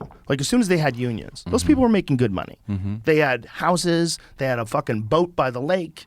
It was a well-paid job, and it felt good to buy something that was made there because you knew whether or not it's because you're patriotic, which is fine, or it's because if you know that you're giving another human being a good wage because you're buying something from a company that takes care of people. That should be one of our most important things we think of when we spend money. Then I suggest you get the Fink on the show. The Fink. The Fink. Larry Fink. Sounds like you're calling. I call him the Fink. Larry Fink, the CEO of BlackRock. Oh. Should get him on the show and say, "Listen, motherfucker, you control 10% of all the world's wealth. $10 trillion in assets. You actually manage the United States money, the Federal Reserve money. You buy bonds and stocks and do that on our behalf. We pay them. Okay, they lose money. So what? They ride along. You have all this control. You are pushing ESG. We talked about that last time, environmental, social goals. So you're making all these choices and you're kicking people off boards and you're using your influence. Why the fuck are you doing it? What's your point?" I think you just asked him. Hopefully he'll respond via Instagram. I'm at Adam Curry on Twitter. Maybe he'll respond. I don't know. I'm not educated in that subject enough to ask any questions. A lot of people who watch the Joe Rogan Experience know exactly what I'm talking about. No, I'm sure. For That's what I'm sure. saying. Like if I had someone like that on, I would have to do a deep dive. Oh, dude. Hilarious. It's not fun. It's not fun when I think about deep dives on, air quotes, evil. Because I don't know if it's real. I don't know how much of it's real, but I know that throughout history, there have been enormous entities, whether they're armies or governments or religions, that have wreaked havoc on the human race. Of course. And you know how it always goes? The people in control of the money, they start creating more of it, or they start devaluing it in some other way. And most recently, the Roman Empire, of course, less and less silver, less and less gold, clipping coins.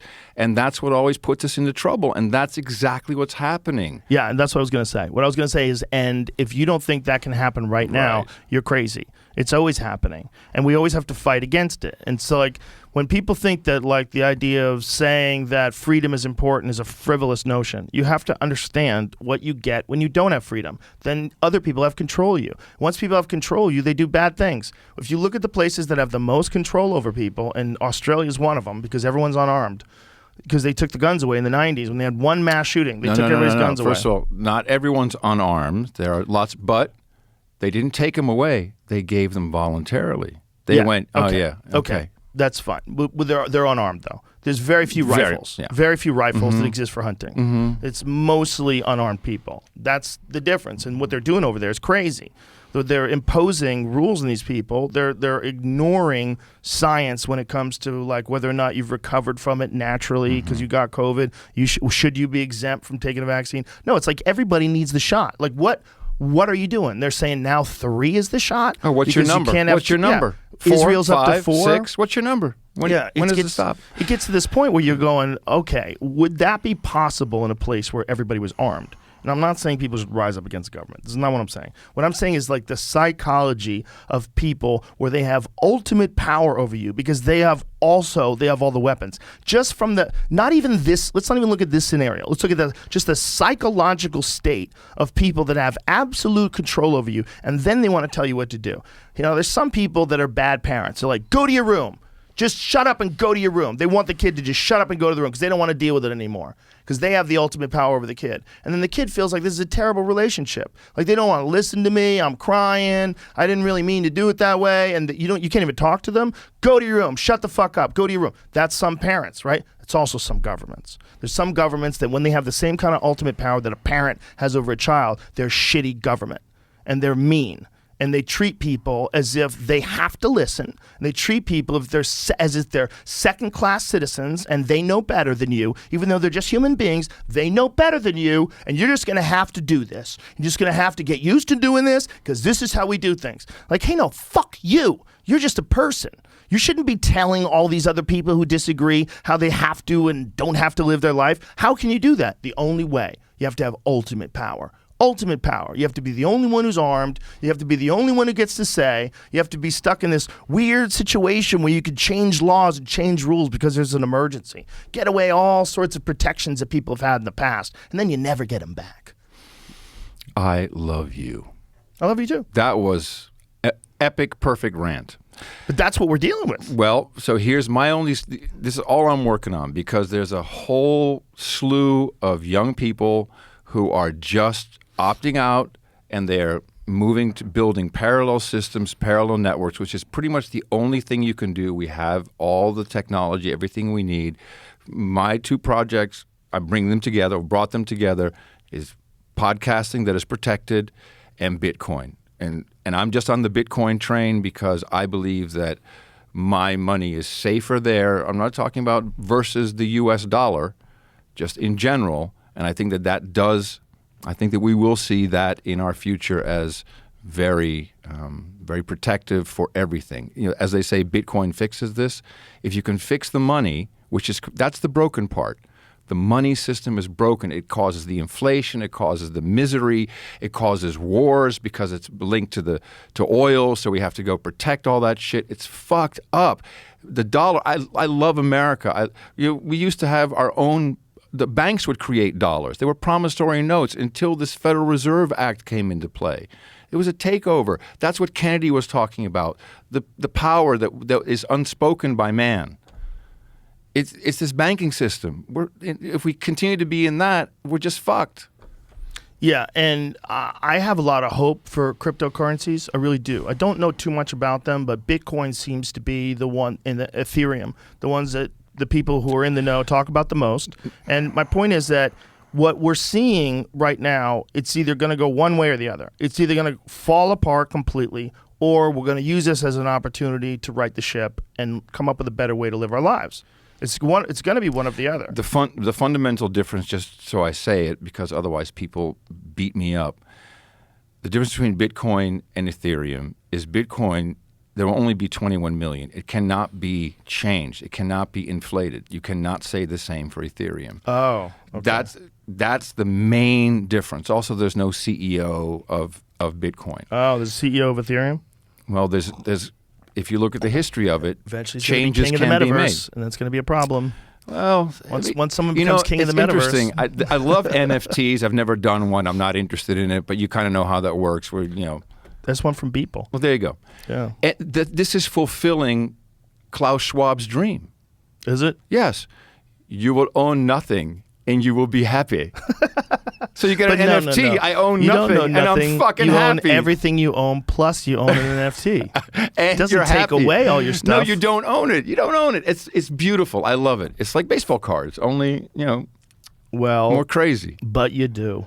Because it's a non-fungible token, Adam. I know it is. Like I understand it yeah, now. no. That's my thing now. You I'm just gonna nailed it. pretend. Now, a buddy of mine, these entertainment companies, they're doing so much money in these NFTs on, the intellectual property that they already have. Just even was it Brian Cox? The guy from Sure. Yeah, he's doing an NFT. He is? I'm not allowed to say what it is, but yeah. He's gonna do- Interesting. he's gonna Lamborghini do just a announced pretty. theirs yesterday. What? Lamborghini is making an NFT. The physical company. Why not? Get those dummies to buy it. Yeah. Well, now in the dream of the metaverse, the Silicon Valley controlled metaverse, NFT is going to be very, very important. That will all be with their own shit coin. They'll be like whatever the meta coin will be. And then you have really more the Ethereum crowd who are building their own decentralized metaverse. But there, when you have a cool outfit that is one of a kind, and you can trade it with someone, and you do that through an NFT. That's a very valid reason if you're into that. Do you think the future will be companies will come up with a coin, and then you have to purchase the company's products with that coin? Like, say, if Apple came up with its own coin, they seem to be one of the few companies that could easily do that. Right? If they decided to have an Apple coin, and you'd buy all Apple products with Apple phones, Apple iMacs, and you just invest in. What do you mean? No, hold please. I'm going to tell you what it is. Hold please. Let me finish. You let people invest in being a part of the company. So you buy coins, and through those coins, you can buy products, and you can invest a certain amount. And the coins go up, you actually make money. The coins go down, you lose money. And as the company keeps doing better, it's almost like another version of stocks or something. And you buy it all through that. Is that possible? Possible. Now that you heard me all the way through. Sorry, Is that possible? it's a very bad habit No, I have. that's okay. I'm You're just excited to talk. I'm a fucking know-it-all. I'm very No, excited you're smart about as it. fuck. You're excited to talk. No, I'm irritated by myself. I'm not irritated by you. Don't worry about it. That's kind of what Facebook wanted.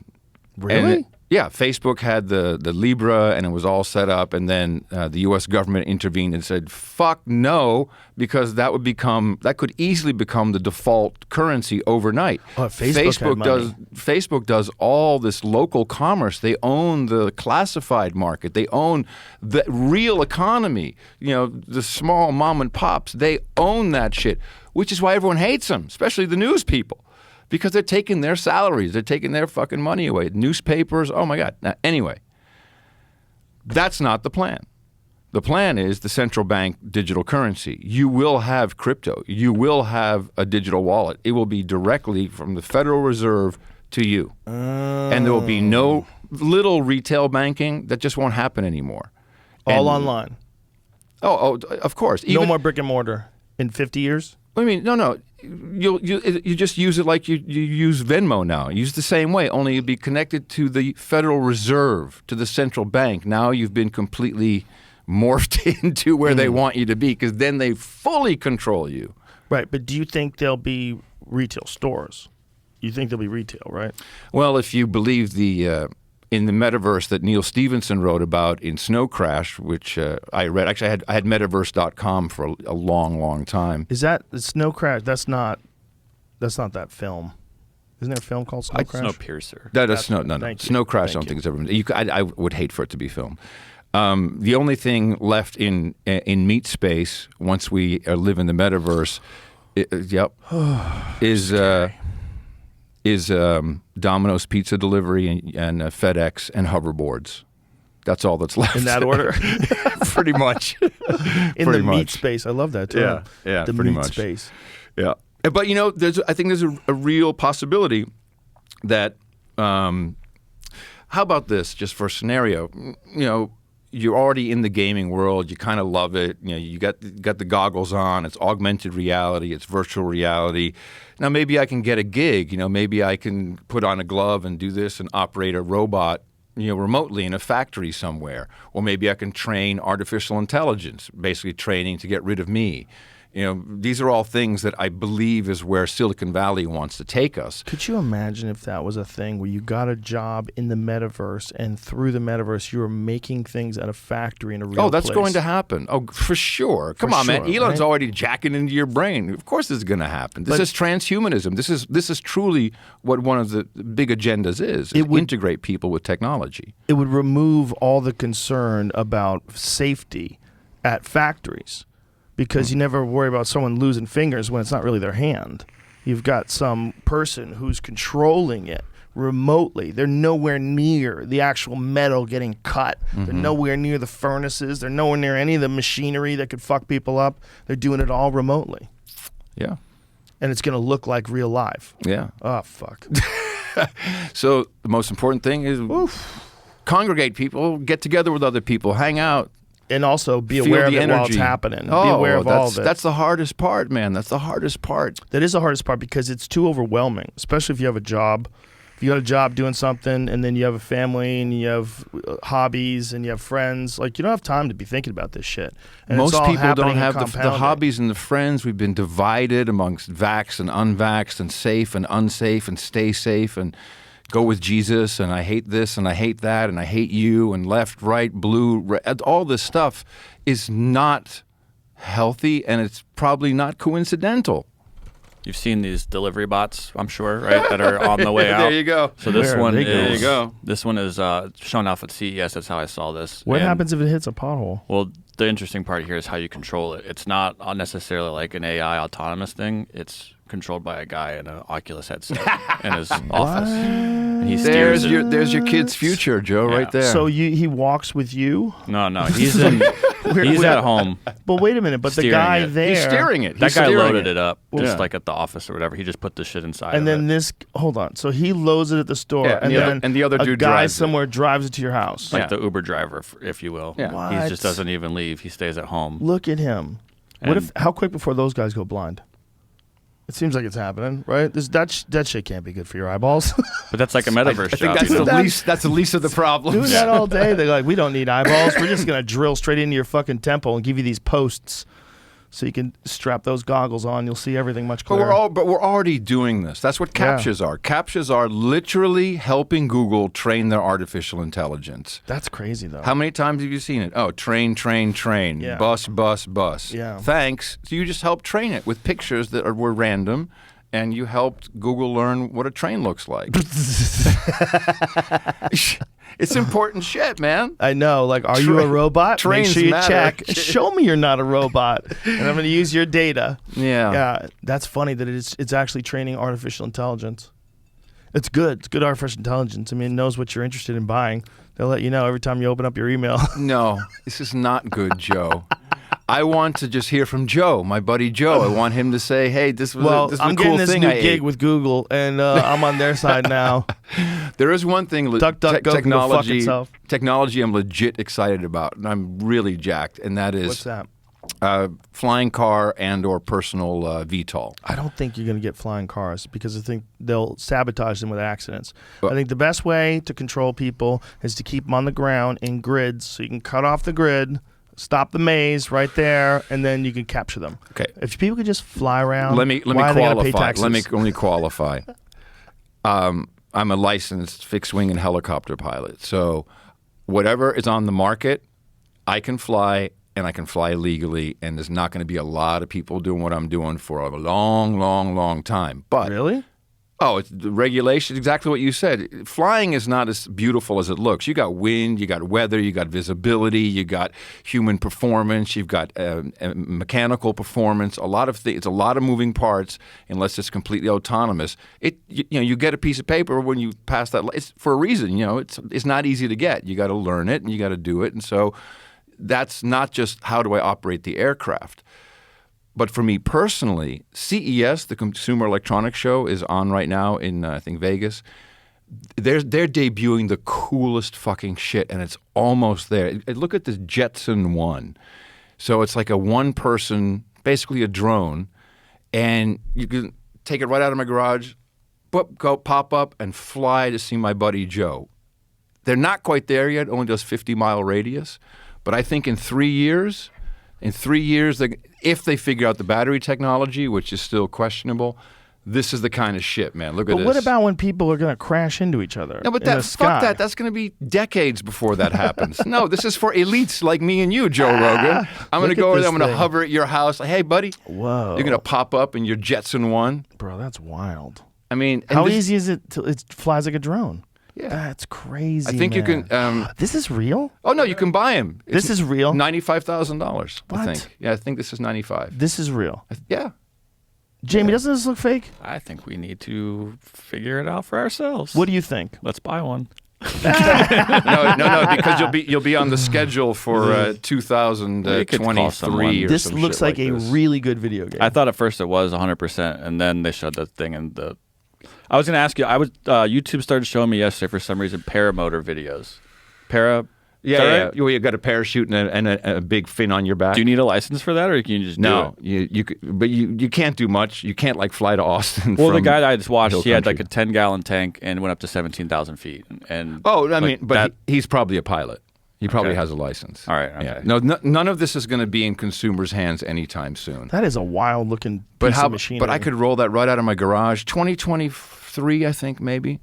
So you think like 2050 people are flying around? this is a proof of concept. It's going to be it's going to be services. So you have like 10-person, pop in, so people can live outside of the urban core, land on the rooftop. That's coming. But the regulations and the lawsuits, we can't even figure out 5G now with these regulatory. The FAA is fighting the FCC. Well, if people decide to fly bullshit. drones, they can fly drones over places, but there's restricted airspace. Like if we get rid of that whole idea of if people could just fly across borders, everyone from Mexico It's that wants not to live in America is going going to move. happen, Joe. But if we get to a point where those things are more common, like borders won't mean shit if you can just fly around. I'm just going to remove that thought. We're not going to have the flying cars. I mean, it's not practical unless we have some new technology, but it will all have to be managed in a full-time grid.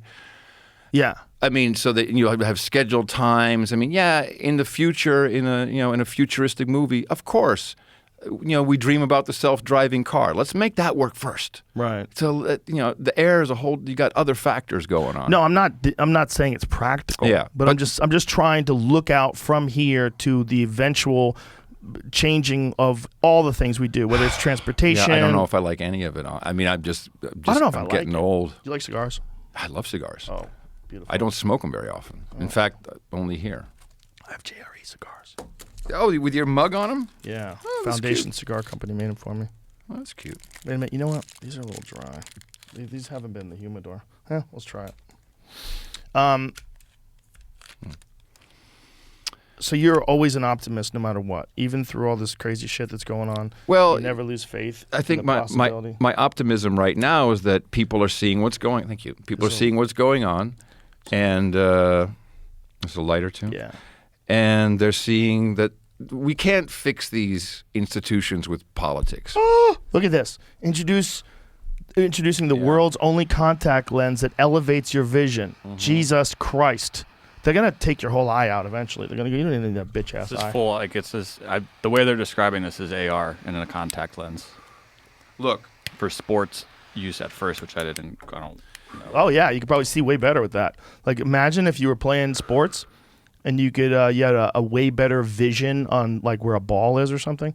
The making of Mojo AR contact lenses that give your eyes superpowers. Using a display the size of a grain of sand to project images into the retina, this startup could help everyone from firefighters to people with poor vision to the government tracking everything you see. Don't worry, it's just hooked up to the grid. Adam Carolla. Oh, did you really do did. that? I That's did. harsh. I was doing it as a government agent. I was going to say what they would say to you. I was going to say, Adam Curry, don't you worry about that. Don't you worry about that. What's important is that you see better. You'll be a more productive member of our society. You'll be better at everything you do. You'll be able to see things. This is the moment in history where people get to make that choice. They tricked you with the glasses. They started you with the glasses. Either You just we accepted your all vision loss. either we all go towards that future lockstep and let other people kind of control the direction we go, or we determine some of that ourselves. Yes, And I'm 100% with there's you. a I'm lot just of talking young- shit. Yeah, I know, but there's a lot. I'm just building my narrative. It's a good narrative. There's a lot of young people who are opting out of these systems because it's not all compulsory. Right. You know, you can't. There are options. You can do other things with your time. You can For now. do different types of jobs. Maybe go to a different type of education system. Look at alternative types of medicine. Yes. Why not? People are no longer really afraid to even find each other and organize and hang out. And this is, to me, the optimist, this is where I'm very excited. And it's 28, 29, 30-year-olds, up to 40. These are the people that I'm focusing on. The alternatives are there. Check out fuck the Joneses. Right. Who gives a flying fuck what they do? Stop caring about yourself that much, what other people think of you, and find family, friends, etc., and mentor other people, you know. Let's get, a lot of men are doing this. This is a silent revolution of men trying to put together new systems. Some they're watching their taint shrink. They're seeing their younger brothers. Dude, your taint is not cool, bro. We got to get some beef in you. Imagine if they came out with a technology that made your taint grow, and they just had all these studies of why you want a longer taint. The marketing would be off the hook. Hi, I'm Adam Curry here with Joe Rogan. Let's For talk every problem, about your taint. there's a solution. Hello, we're 15. I still Yeah. love that. Yeah. That's what I love about you. We're still 15. Well, that's a real thing, though. I mean, it's a silly thing to make fun of, but it's a real thing. So it seems like there's so many compounding issues. There's that. There's our insistence of being deeper and deeper integrated into technology, and our need for innovation, where we always want the newest, best technology. We're never satisfied until we get better and better stuff. And then this integration with that technology through some sort of a system of communication that can be controlled, whether it's social media, whatever it is, whether it's the news, whatever it is, where you can control whatever people hear and what becomes normalized. I think the problem here is that the control comes at a meta level. So we've discussed finance. Let's talk about energy now, because that's the next control pincer that is coming down on us. You think that's what all this climate change talk is about? 100%. And they revealed themselves recently, and this was kind of interesting how this happened. So we've been hearing, for years and years and years, we've been hearing about solar, wind, this is all going to be great. And slowly everyone starts to dismantle. Throughout Europe, natural gas, you can even here in Texas now, you can no longer get a home that has gas heating or a gas stove. It all has to be electricity. They're removing all gas. Gas is evil. Gas is greenhouse gas. We can't have any of this. Nuclear has to shut down. Everybody shut the fuck up. Get rid of your nuke plants. Germany, they're the ones that went all in. They closed down their gas plants, most of them. They just recently closed down their last nuclear reactor, and then all of a sudden, to the week, the European Union says, yeah, we think we're going to classify natural gas and nuclear as green investments. So there's the reveal. Bill Gates has investments in nuclear, and they're fucking the Germans, because the Germans literally shut down their last nuclear plant. So they realized, maybe it was a plan from the beginning, but they realized that the solar and wind, you can't do it without supplemental energy, natural gas. nuclear is the ultimate solution. It's not as dangerous as it used to be. And I think they gaslit the whole fucking world.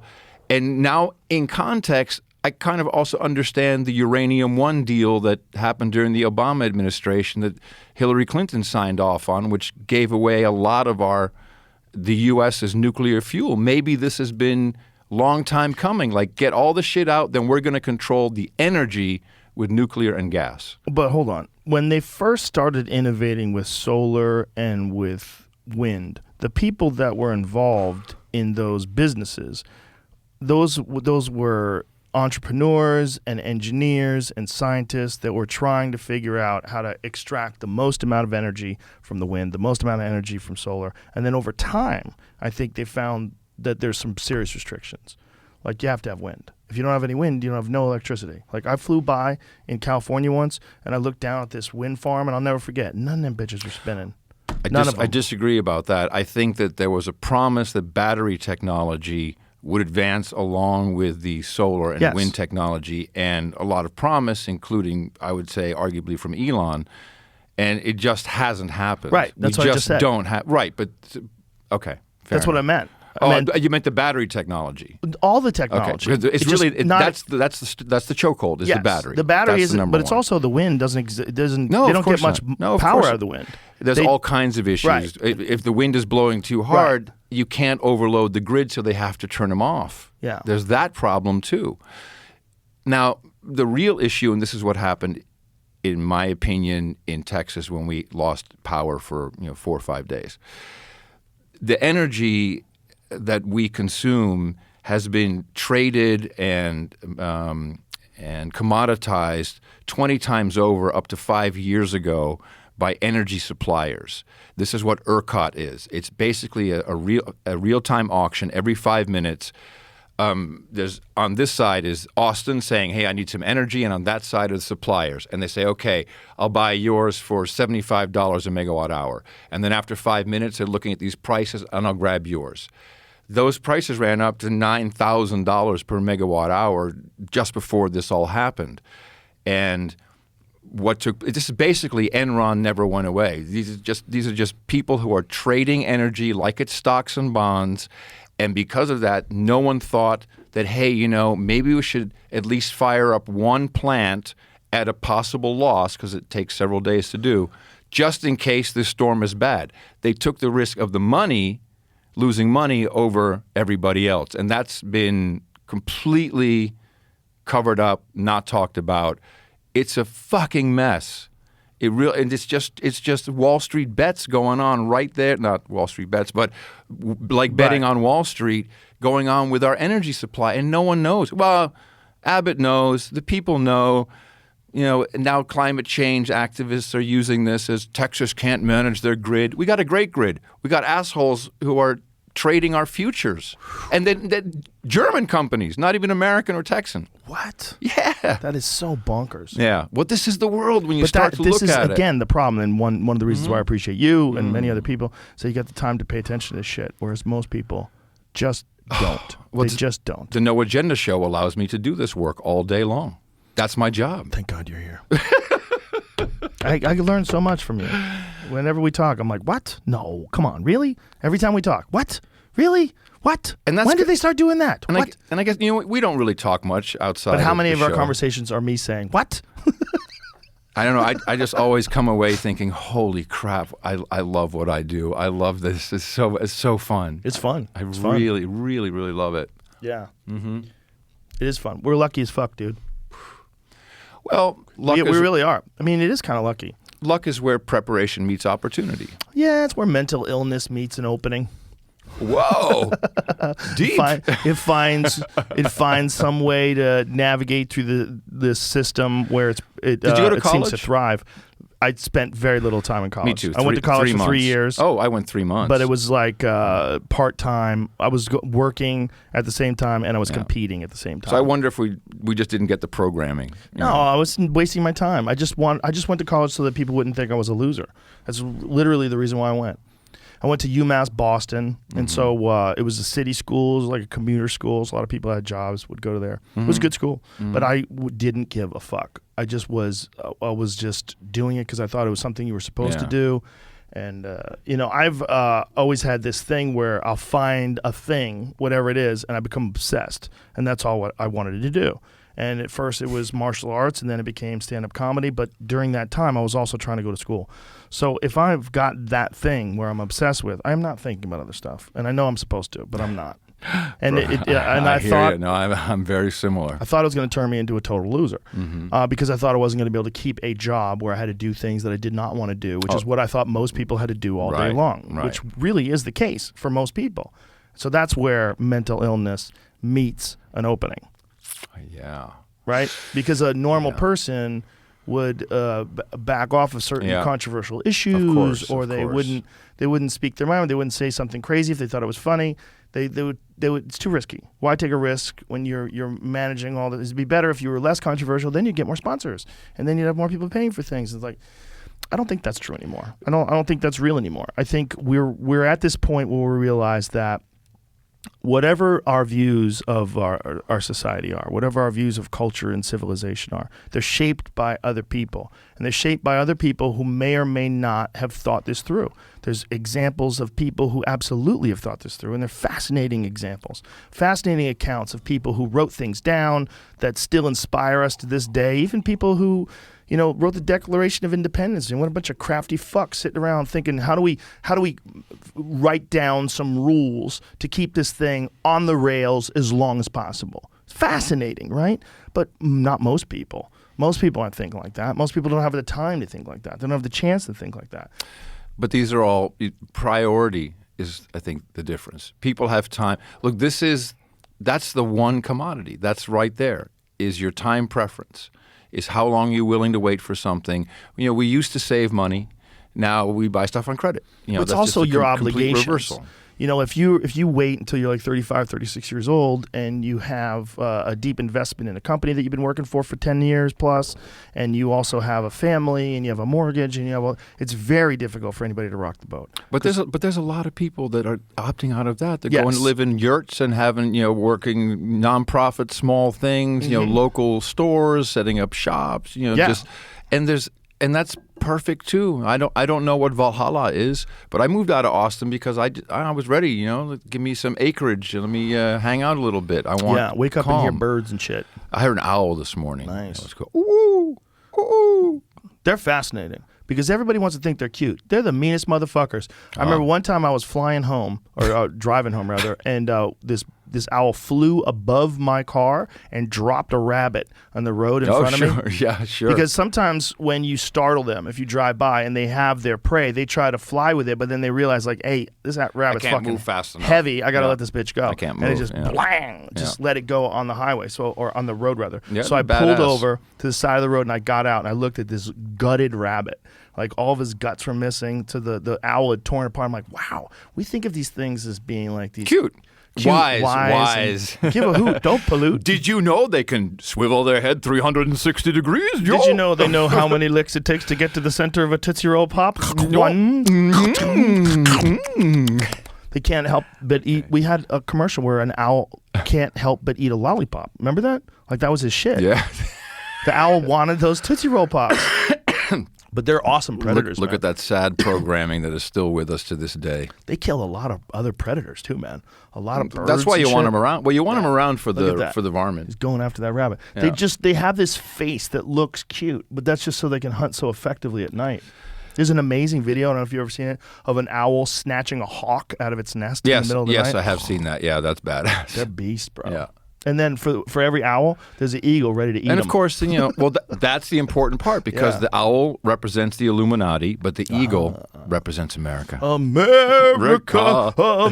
Yes. It's funny that we have an owl, like an eagle rather, as our national animal. Why? Like, they wanted to have a puppy at first. No, it was going to be a pit bull. No, it was the turkey. Ben Was it Franklin turkey wanted. first? I think Ben Franklin wanted to be a turkey. Yeah. I thought it was the dog for a while. It was a dog. I think it was a pit bull. No. No, really. Yeah. They wanted it to be, there was a push. For our U.S. symbol? Yeah, for us to be our national animal. Yeah. I forget when this was. I want to say it was like early 1900s, which kind of makes sense because like if you have a loyal dog, especially if you use them in a rural area, chasing off wolves and I have one now. hunting and stuff. Back then, a dog was like super important, especially like in the 1700s and the 1800s. Like you had dogs to let you know that wolves were nearby. That was real. Like you had to really, they were going to eat your cows. You had to scare them off. When I'm looking it up, it says the bald eagle is just the national bird, and we have a different animal as the national mammal. We do? Yeah. What is it? American bison. Oh, yeah, that makes sense. That's pretty cool. Yeah. They're just doing that because they're going to corner the bison market and stop us from hunting bisons. And what they're trying to do is bison is better than beef, and they're trying to get rid of beef, and they're moving beef out, and they're going to start with this plant-based meat. But really what they're trying to do is get the bison back. And once they get the bison in place, they're going to say, well, this is the national animal. You can't shoot a bison. Only we can shoot a bison. So we know how many bison can get shot, and we'll control all the bison. And the bison will be the only way you eat. And you're eating too much bison. Your kids are too big. Look at you. You're growing too tall. You get less bison. Move over, bald eagle. The U.S. has a new national animal. Oh, this is in 2018? 16. 16? Yeah, They there's changed it to the bison? Mm-hmm. Oh, these fucks. See? Legislation. I'm telling you, bro. So, where we live now, I get up in the morning. There's like 8 deer right on my property, which I could take them out so easily. Yeah. What is the big deal with deer hunting? It seems quite simple. You just sit in your living room and just silly goose. blow the fucker away. That is not deer hunting. Those are not. Those are deer that live around people.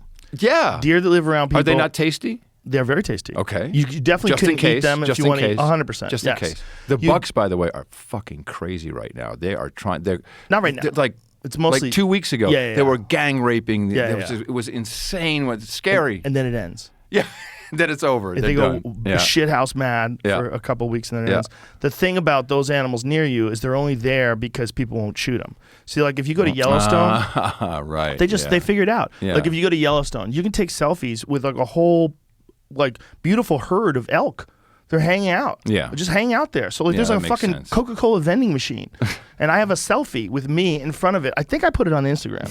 Of me in front where these deer behind me. I'm smiling. Like, these elk rather are just hanging out. So they Right. figured out that wolves won't go to the visitor areas. So the elk Right. just walk Okay. down the street. Right, Like if you go to right. Evergreen, Colorado. Evergreen, Colorado is famous for having elk walk down the center of Main Street where they literally stop traffic. And they'll have elk fights where they smash into each other Cool. in the middle of the street. It's Right, wild, right, man. right. They crash into people's cars. It happens all the time. Like I have friends who live there who send me videos looking out their fucking front window and an elk screaming on their lawn. A big ass elk, Wow. huge, because they figured out that people won't hunt them there. So they go there. But if you go to the woods, those elk act radically different. They smell you and they run. If they just catch your wind, their ears go up and they're gone. They So- all run off and they bark. They I go, foresee, "Woo!" I foresee a problem because I think there's too many deer right now near me. Should we be getting rid of them? If you started hunting them, they would go away. They would find a place where We people might aren't. need to do that eventually. It just seems like Certainly. there's too many. You know, because the hill country is Yeah. building up with non-hunting people like myself.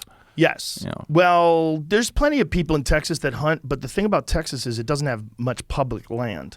Texas is mostly private land, so you either have to pay to get on someone's land or ask them. Like some people will let you get on their land. Have you been to Uvalde where the big I ranch haven't. is? No, I haven't, but I heard it's awesome. My point is that like for a regular person, it's hard. It's hard to get the money to do it. You know, it's like if you want to go to a ranch and you have to pay to shoot deers, whether Right. if it's on Oh, public it's way land. too expensive at these private ranches. If you're on Not for public common. land, there's a lot of places in this country where you can get a general over-the-counter tag, and you have a pretty Right. good chance of encountering a deer. Right. You know, Right. decent. But on these ranches where there's a lot, you got a fucking 100% chance of encountering deer. They're all Right. over the place. Right. So it's a weird form of hunting to a lot of people. Like a lot of No people don't kidding. like the feeders, the whole situation. But if you want to like get meat, it's the best way to do it. Yeah. Like if that's what your concern is, like let them roam around, and then every now and then when they're eating, I'm gonna whack one. Like that's, but it's a once kind in- of a different thing. Okay. than- All right. that's how it would be Thank in your you for backyard. correcting me. Thank you for correcting me. So if you wanted to Yeah. keep, my point is, if you wanted to like almost farm, what you do is you leave food out for the Yeah, deer. I don't so- even know if this is legal, so don't do Oh, it. people have feeders all over the place. Okay, well then Yeah. it is legal. I mean, it's probably It's legal. probably here. legal, Texas, yeah. you can buy a tiger. Texas is pretty loose with what they allow with wildlife. Just saying. So, but if you did that, then you would establish that there was always food there. So you would get a steady Yeah. amount of deer there, Yeah. and then every now and then you whack Yeah. one. Yeah. But if you whack one with a bow and arrow, it'll be way quieter and probably not freak them out as much. So like they probably Right. won't even know what's going on. One of them gets hit, whack, there's a noise, they run off, and then they fall down. I and told then you they're about gone. the kangaroos, right? When I went out with the kangaroo shooter in Australia. Yes, you did. That was just too funny, man. You shine middle of the night, shine the light. Kangaroo's like, whoa, bullet goes in. The kangaroo next to him, just that like whoa. It's and for them, it's actually They're important. not cute. Kangaroos are odd. I think they're fascinating, but they're not cute. very prevalent. And they're aggressive, They're very aggressive, especially the males. It's some of them, crazy. some of them are way bigger too, right? Which one's the big one? The red one or the gray one? Fuck, I don't know. One of them gets real big, like 7 7, feet 8 tall, feet, yeah. Which is Oh, just yeah. fucking. You don't expect that. You expect It's kind of if scary. I'm standing in front of a fucking 7 foot tall kangaroo with jacked arms, like you're in real danger. How much does it weigh? You think 300 pounds? At least because they're beefy. Those ones that you see that are super jacked, I always wonder, have they been like tricking that one into working out? Like, is that just for the video? We have such a skewed view of what the kangaroo is, you know, and we have a skewed view of Australia. I'm so because I did a documentary there in 1990, and I still came away with, "Aye, mate, you know, Australians. This is a knife, mate." You know, that kind of like Crocodile Dundee, and then. Sadly, when it comes down to it now, all these years later, you know, they started as a prison colony. They're used to being locked down, and that's what they're accepting. Do you think that's what is happening here? I think a lot of it's culture. Look, Joe, we have the same Omicron here as in the Netherlands, as in Germany, as in Austria. Everything it's the same Yeah, but thing. it's not. But hold on a second. Let me stop you there because no. We do have the same Omicron, but that's not the majority of the cases. The majority of the cases right now, from what I just read, was Delta. It's still higher than Omicron. It's just Omicron's more contagious. But we're not locked down. These countries are locked down. They have they're sending people to camps. Yes. Come on. I'm not defending that, but I just had to get that out because I think that is what's going on. I think there's there's this perception that it's only Omicron out there right now. But that's fine. You know. But my point is that the Delta's scary. That's more dangerous. This Omicron thing seems to be pretty mild, but that Delta one's scary. So I get people being scared, but the rules that they're doing, yes. There's no way they should be able to do that. There's effective treatments if you get it. Yeah, there is. There's effective treatments. They should be pumping the shit out of those monoclonal antibodies because those are super effective. They're suppressing those. You know that, right? It's nuts, man. They are suppressing it. I've seen the emails in the health systems. Yeah. We're limiting supply of monoclonal antibody. However, the new Pfizer oral pill is really quite effective. Here's the statistics. You should prescribe that. So are they handing out that Pfizer pill already? Yes. Is it good? Does it work?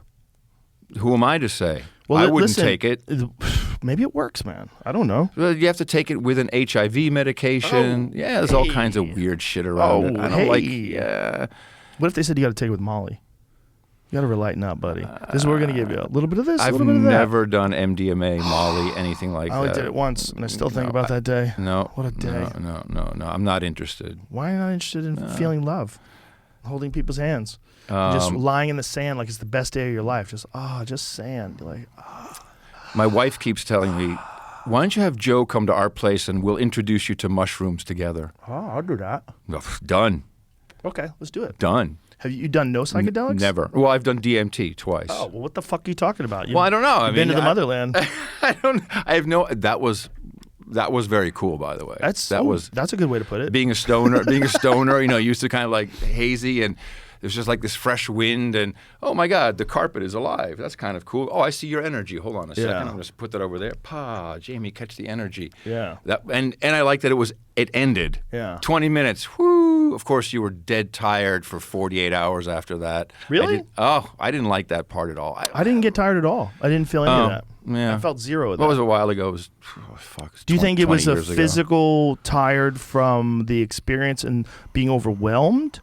Where it was like a psychological tired? No, just my body felt tired. I don't know. Maybe you got impure stuff. Because a lot of times people that are making it came from the druid. It was the actual tree bark. It wasn't. yeah. No, I certainly am not interested in doing synthetic DMT. Well, here's the thing.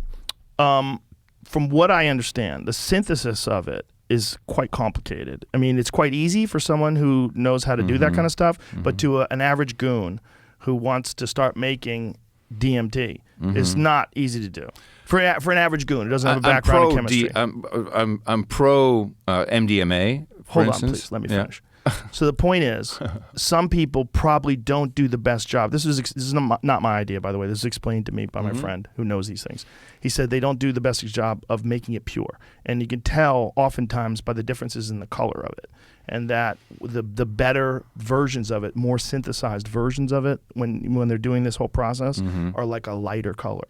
And as they get darker and darker, they might have other shit in them, meaning other plant chemicals and compounds that they haven't extracted out. This is, again, I'm a moron. I don't know if this is true. But the way he was explaining it to me, that's why a lot of people don't feel good when they do it. Because you're taking it, it's like if you smoked like maple leaves. If you rolled maple leaves up and smoked them, you'd probably feel like dog shit. You know, you'd probably feel fucking horrible. Like, who knows what's in those things that you're taking into, as opposed to like cigarettes, which people are accustomed to, and then still can make you feel like shit, or marijuana, which is like normal. Right. So that's probably. That's possible. I just thought that at the time I was sold on it comes from this guy, he's the druid, and he got it from the tree bark, so I kind of believe that. Maybe I was wrong. No. I was misled. No, it's probably just not the best version of it. Was it brown? I don't remember. Or was it we white? Put it in the bong? Yeah. Yeah. Okay, the bong's weird. Well, and for months after that, that smell, oh yeah. Oh my God. The burnt plastic? It's whatever, it's just like you walk past, oh my God, DMT over there. And it was like not appealing, but it was so distinct. It's like just, oh my God. That's I smell it sometimes like I was in a hardware store the other day and I smelled it. And I know it wasn't real. I mean, I know it was just a smell. I was just, and it made me like, oh, it was a part of my you got brain. a flashback. No. I think there was a smell. And for whatever reason, my brain said, oh, remember the smell of DMT, like almost like made me associate it with it. Right. Like close enough, just close. Yeah, like and a that's weird the face you chemically make. smell, like, no, and then I'm good. like, oh, yeah, DMT. not good. Scary. Not good. But I didn't have any physical aches or pains afterwards. But I wouldn't be surprised. I mean, I wouldn't be surprised if it hits people different ways, too. Like, I know people that have gotten high and then the next day they're wrecked. Just from marijuana. Yeah. Like, oh, totally. Yeah. Well, the more you smoke, the less you need, basically, to get high, is my experience. Yeah, for sure. Or going longer periods in between. But I kind of like just microdose my way through life in general. Microdosing mushrooms is a great move. It's a great move. I was talking about marijuana. Microdosing mushrooms is a good move too, though, man. It's a good way to get introduced to it too. Well, I also gentle. just like being completely just clear-headed. Yeah. And enjoying a good meal with a glass of wine. Sure. I like that too. It's not like 24/7. No. I'm not. That's the cool thing about microdosing. You just stop. Like, okay, I'm done now. It's good. Microdosing with mushrooms, you don't experience much in terms of like. There's no like I'm high now. It's like this weird slight elevation. This is why people like to microdose, because it allows you to completely function normally. Like I've had many like completely lucid conversations with some of my favorite people, and they told me they were microdosing. It's a very, very common now amongst Silicon Valley people and a lot of tech people. They're microdosing both LSD and mushrooms. And what they'll do is they'll get somebody. It shows in their actions. Hey, we need to roll that gang up there. I don't know. I don't think that's. They're all high. That's probably the only thing keeping them from going fucking full crazy. Remember when they were all conservatives and were reading Ayn Rand? What was that? That was kind of from Bush to Obama, and that became really unpopular overnight. Like everybody was handing out Atlas Shrugged to their employees, and this is the way to go, objectivism and, like freedom. It was kind of still the information free, but much more conservative leaning, which a lot of Silicon Valley really is because, of course, just the amount of money, So they're socially liberal because it's a good posture? I think most of them now are in total capture. There's no other, how can you be an investor in Google and be a Republican? I don't think that's possible anymore. You can't sit on a board. People just fuck with you.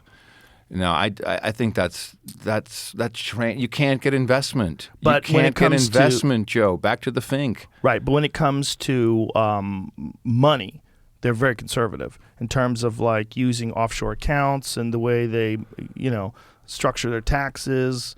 They're very right wing in that regard, right? Like I would argue that's actually has nothing to do with left or right wing. That's just conservative, rich, I should say. Fucking rich. Right, and rich people are generally in that regard just rich. Conservative. America has double standard. If you have the money, you can beat the rap. If you have the money, you can not go to jail for financial crimes. That's just the fact. And the little guy, which you and I are part of, even you, we would get fucked. Yeah. No, you get got to pay them fucked. taxes. You could pay that vig. I don't care how you structure it. You got to When I pay hear the about vig. people not paying their taxes, I'm like, dude, listen. This is not a good idea. Pay the fucking taxes. Finally, good to see Wesley Snipes back on the screen after he didn't pay his taxes, and didn't he? Wasn't that why he went to jail and all Yeah. kinds of crap happened to him? I think he had a bad advisor. Oh, Yeah. Well, it was a part of the sovereign. I think it was part of the sovereign man movement where tax hasn't been ratified. Yeah. And so, but I'm just happy for the brother. He's back. You know, Yeah. he's back acting. He's kicking ass. He's in that Kevin Hart series, which we just started watching. That's I'm a pretty big fan of that interesting. dude, even though I was supposed to have an MMA fight with him at one point in time. Oh, really? You He would have did- kicked his ass. I don't know. Who knows? I think so. Things happen. Think so. People punch each other in the You face. could still do it now because you know you're a little No, older. You we're look all both too cool. old. We'll get You look hurt. all a little old and cool and shit. You know, Ew. you could just Ew. bulk up, train. I'd be in your Ew. corner holding the towel. Dude, you don't want to get hit when you're 54. You don't want to get head kicked no, at 54. It's a terrible no. idea. Okay. It's a terrible idea. It literally could change your whole life. Like your reactions are slower. I believe it. You know, I know you're kind of joking around, but just Yeah. for as a general rule, your reactions are slower. Mm-hmm. You don't like no matter how good you think you are, even if you look fast, you're not Mm-hmm. as fast. Like I'm pretty fast still, but I'm not as fast as I was when I was like 19 or 20. It's not even close. And the difference is you're not as fast in getting away from stuff either. And if you get head kicked at 54, you might wake up a totally different person. You might wake up like really sad, Yeah. Oh. serious Oh, depression. really? Oh, that's Serious fucked depression. Happens to a lot of people with like severe head injuries. And believe me, getting head kicked is a fucking severe head injury. It's severe. Yeah. If someone wheel kicks you in the face and knocks you unconscious, I mean, it's like getting hit with a bat. And when people get hit with a bat, like they're fucked, man. They lose memories. They have like severe problems sometimes with their endocrine system because their testosterone shuts down. Because apparently, It's a shock to the system. yeah, when you get rattled like that, your pituitary gland is very delicate, and your pituitary gland gets rocked. Like Dr. Mark Gordon covered that with all of his TBI research. That people that were Right. like kicking down doors and blowing up things in the military. Military, and- sure. Yeah, lots of brain those brain folks. trauma. Football sure. players, a lot of Mhm, fighters, and that's where this all comes from. Is that the brain's like super delicate. There's like real good therapies that they've devised, like magnetics and some other stuff with hormone replacement and stuff. But make no mistake about it, like getting hit in the head is fucking terrible for you. This is why I always protected my head with a big helmet of hair. Nice. Yeah, that's. I tried. Yeah. I did my Oh, I didn't. best. I didn't Had to mean it give that in. way. I'm You sorry, did? brother. No, You're not hair at shaming all. me. Whoa. No, not at all. I didn't mean it that way. No, but listen, that's one thing that I'm not insecure about anymore. I was when I was younger and I was losing my hair. Yeah. But now that I've shaved my head, I wish I could have shaved it from the beginning. I would have definitely shaved it from the Yeah. beginning. It's so much easier. Well, it took me decades to just cut it short.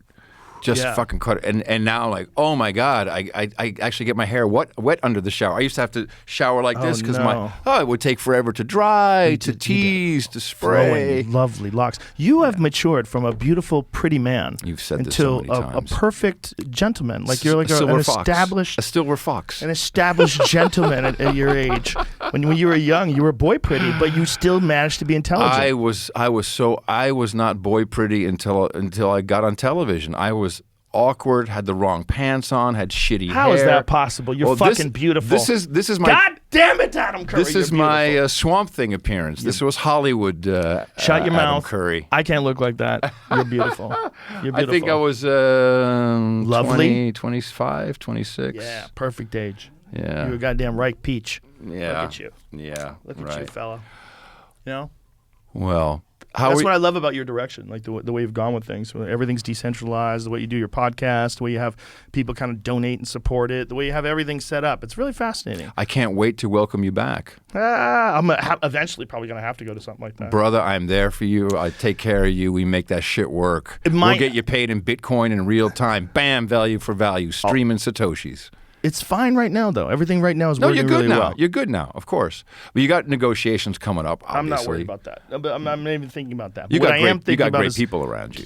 what I don't think about. Yes, I do, but Okay. I don't. You don't think- what yeah. I think about Yeah. is like keep doing it the way I'm doing it. Yeah. And try to make it better. That's what I think about. Like try to get more interesting people on and try to talk to them.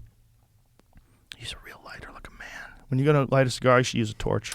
Sorry. I just have a wimpy. Yeah, thank Don't you. be wimpy, bro. Well, that's all. But that's why you're so great, because you don't. I don't think you've ever. You're probably like me at a certain point. Whether you were making a lot of money or not, you probably just stopped worrying about it. Yes. And that was probably when you didn't have all that much, and you just went, I'm just not going to fucking worry about this. That was my Fear Factor days, because I could stop thinking about it. Because you're always worried when you're an actor in particular that you're never going to get cast for things, too. Work again. Yeah, and then one of the things that I thought about with Fear Factor is like, oh, this isn't even a fucking acting gig. Like, how crazy is this that I can... That was written for you, man. That was fucking written. Hilarious. Was that an Endemol production? Yes, it was. Yeah. I know John. You know. Yeah. Oh, they're nice folks. All those people, all the people I work with are really nice. The producers and everyone. It was a cool place to work, and it was also like I didn't take it seriously. That's how I got the job. I went in there and started making fun of everything. Like, they wanted a spooky host. Like, what you were about to do is face. And I was like, dude, you're sicking dogs on people. What the fuck is wrong with you? How can you not be? And I showed up for the first meeting high as fuck. Because I didn't think it was serious. I was like, what do they do? Like, what is this? Was you just like, okay, this could run 3 episodes, who the fuck knows? Yeah, I had been given a bunch of wacky pitches. Yeah. As me as the... Right. There was like a pilot I did once with me as the a judge on like people's disputes, and I had to like with humor, and there was a comedian that was my sidekick who was the cop. So there's a bunch of wild pitches like that. So this is like another wild pitch. Like night court almost. Yeah. So this was a Judge Judy type deal. But funny, supposedly. Okay. But probably not. So there've been a lot of wacky pitches. So when this one came my way, I was like, what are they going to do? Game show where they're going to make people eat bugs. Like, what the fuck are you talking about? So I said, okay, I'll go down there. And I was making fun of it. But my buddy David Hurwitz, he's the reason why I probably wind up getting the gig. I'm more than sure, is because he was like, guys, this is ridiculous. He's the only one making fun of it. We can't have someone serious. Have someone make fun of it, because the audience is going to be making fun of it at home. Definitely part of the cultural demise. That was it. Totally. Once we got people eating bugs on television for fun and profit, that's why they're coming, brother. You're going to be eating bugs on your burger bun. That's what's happening. It's you, Joe Rogan. Bugs are decent protein. Sure, if you're starving, but let's eat some steak. Yes, from that protected bison who we just saw there. Only if it's United States killed bison. We have to kill it. We have to kill it personally. We'll distribute it with a big fucking cannon, because that's how we roll. Bison the way they distribute monoclonal antibodies. Don't get me started. You've had too much bison. Your children are too strong, and they're winning at football. This is inequitable. Well, yes, Joe, that is exactly what's happening. That is exactly what's happening. We're going to evenly distribute the bison throughout all 50 states. Just people can just opt out, and when they need to. And when you see someone who's kind of waking up, don't ridicule them. I'm not talking to you. I'm just talking in general. Yeah. People ridicule people. They drag them on Twitter. Oh, you said it all wrong last time. Oh, now you take that. Right. Embrace them. Yeah. Trinity and Neo. Pull them out of the sludge into the goo. It's hard for people to admit they made a mistake. It's very hard. It's the worst, of course. Very hard. Of course. It's really important. You got to do it. And I'm sure I'll have to be admitting mistakes in this show for a long time, because I always make mistakes. Yeah, I make mistakes all the time. And I have no But there's also there's mistakes not just in facts, but there's mistakes in philosophy. Like, you could have a bad idea of how things should be, and you've committed to that bad idea, and you defend that bad idea, and you haven't really had time to just sit down and think it through in its entirety, objectively, divorced from your own adopted opinions. The opinions that you took on, that you're defending, and divorce it from those and just look at it. And that's hard for people to do, because we're so fucking tribal. And these ideas, whatever they are, get locked up into a group. You're on this group, you believe this. You're on that group. Like, I had a long argument with a friend of mine once about abortion. It wasn't an argument. It was like a weird conversation where they were like, it's always a woman's right to choose. And I said, okay, but what about when the baby's like 8.5 months?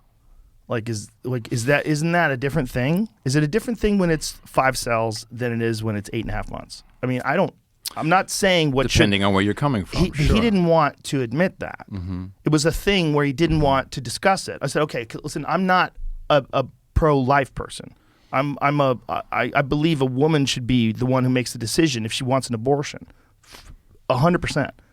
But at a certain point in time, it becomes kind of crazy, right? Like, admitted that when the baby's about to be born, the day it's about to be born, if you decide to kill the baby hours before it's born, while it's in the womb, that's a different thing than an abortion when a baby is like 6 hours old, right? When the sperm has cracked the egg. I believe so. Right. Yeah. It's different. He didn't even want to say that. And I was like, but this is a thing, right? This is a real thing. This is not a value. I'm not making a judgment about what people should or shouldn't be able to do or what law is. I'm just saying, don't you admit there's a difference between those things? And the resistance of even discussing this was fascinating because it was like someone who had like a spell around them and they couldn't, I cannot discuss, like do not talk about this one thing. Like it didn't want to acknowledge that they're different because if you do, then you set up the narrative that abortion is murder and that abortion should be evil and that now you're a pro-life person. And you don't want to be a pro-life person because they're the crazies that attack Capitol. That's the January 6th people, right? So there's these ideologies that are attached to these things in this way that's almost inescapable if you're on Team Blue or if you're on Team Red. Like you got to stick to these fucking thoughts. Well, unfortunately, both Team Blue and Team Red in Texas created this controversy specifically for this election. This law that was passed I don't think there's any reasonable person that can think that, you're 12 weeks in or whatever it was, 6 weeks. 6 weeks. Some 6 weeks. No reasonable person can think that that's reasonable for detection. Leave that as it is. Then the whole, which was not true, you can rat on your neighbor and the Uber driver can report you. That turned out to be not true. You can sue a clerk who issues a license. The whole point is it's not about the actual choice of a woman or the life of the child. It's about who fucking wins the election. And that's what they do. And I hate them equally for that. So that's who do you what think, they're doing. This was my super cynical tinfoil hat thought.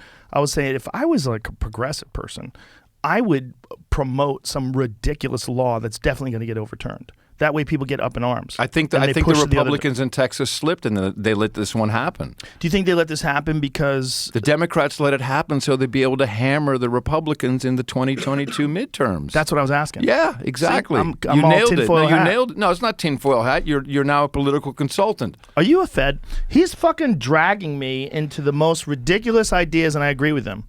I know. You're influencing me. Are you an influencer? Yes. This is the issue and it's been driven. We are afraid to sit down and have honest conversations. Yes. I'm honest with you 100%. I believe know that. you're the same with me right now at this moment. Yes. When I do it with Mo Fax, we're honest and we're very different. He's black, I'm white, both American men. A little age difference. Dvorak and Curry, it's honest. My wife and I, we talk honest. People need to be honest with each other. Yes. The truth has been lost. We're hiding, and without sitting down and just being honest and saying we're going to love each other after this, whether we agree or not. Let's just talk. Let it be said now that I recognize right now that Adam Curry is a spokesperson for big mind reading. This is what's going on because once big mind reading comes along, you don't have to worry about being honest because everyone's going to read minds. You're going to promote this technology. It's going to be decentralized mind reading technology. I should have brought more weed for Adam Curry. I forgot he's in. I have my own. All day smokers. I have my own.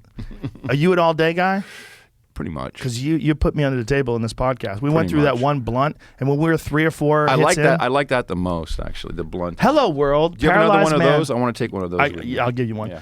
Paralyzed man post tweet using only his mind. Yeah, I saw that. Thanks to brain implant. Yeah. Well, that's how they're going to get it with the Neuralink as well. Elon has openly said that the best use of that would be people who have had spinal injuries. They're gonna have regained full function. I thought that what was also that they might be able to reprogram some things if there's been some kind of neural pathway break. So not necessarily that you are hooked up to a machine, but they can actually do some reprogramming and fix certain things. Yeah, fix it to make you more friendly to An the assassin? state. No, a fucking assassin. Adam. Yeah, Manchurian candidate type deal. Okay, so Jack Ruby. back in the day, we can look it up exactly when, they were giving away free lobotomies in Central Park. And people lined up to get their lobotomy, where they literally would drill a hole, they'd go in, they'd pull out your frontal lobe, whatever that little thing is, and people were happy because they had heard, this is the thing I want. Where is this? Is there In New videos York of City, it? just look it up, What year is frontal this? lobotomy. I'm afraid to say, but it's going to be around. There we go. Oh, Long Scary Island. days when thousands were lobotomized on Long Island. Holy fuck. Yeah, 1958 to 1974. Holy shit. You didn't know this? No. This is why Americans are weird, man. We Listen- buy Nikes and we take vaccines. Let's read this. And we You do have to frontal wonder. lobotomies. You have to wonder about Henry Brill's sanity, a Yale-educated psychiatrist. He was a director of Pilgrim State Psychiatric Care Center or Psychiatric Center from 1958 to 1974. During the later stages of his tenure, the world's largest mental hospital, he was a national leader in the fight against marijuana. Head of the state's Drug Abuse Commission, he rallied against the evil impact that marijuana had on people's brains. Big talk from a guy who Around 2,000 Pilgrim patients were lobotomized in the 40s and the 50s. Holy fuck. But there were people going willingly to Central Park, where they draw caricatures of you. Hold on, but go. Go back. Okay. 2,000 Pilgrim patients were lobotomized in the 40s and 50s, according to the later reports from the New York Times and elsewhere. Though lobotomies were probably performed at mental hospitals in Central Islip and Creedmoor, among other places, 1 out of every 25 lobotomies performed in the United States took place at Pilgrim, making it undoubtedly the scariest place on Long Island. Holy fuck, man.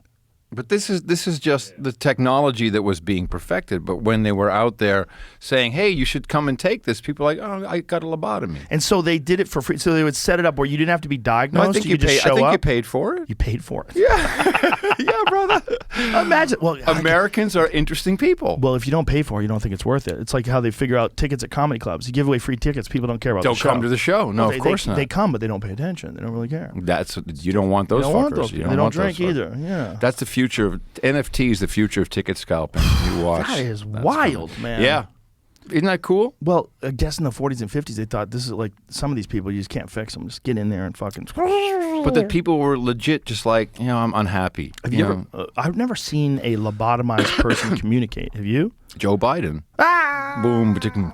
He's Come not on, that was lobotomized. fast. They just planted him in that pet cemetery. The He top came of his back. head has been off 2 or 3 times. Yes. Yeah. Yeah. That's got to be some concern. Hey, it's a miracle of modern science that you can get the top of your head removed and still be the commander of the free world. You Twice. put it back on, and it works great. It works great. 40% agree.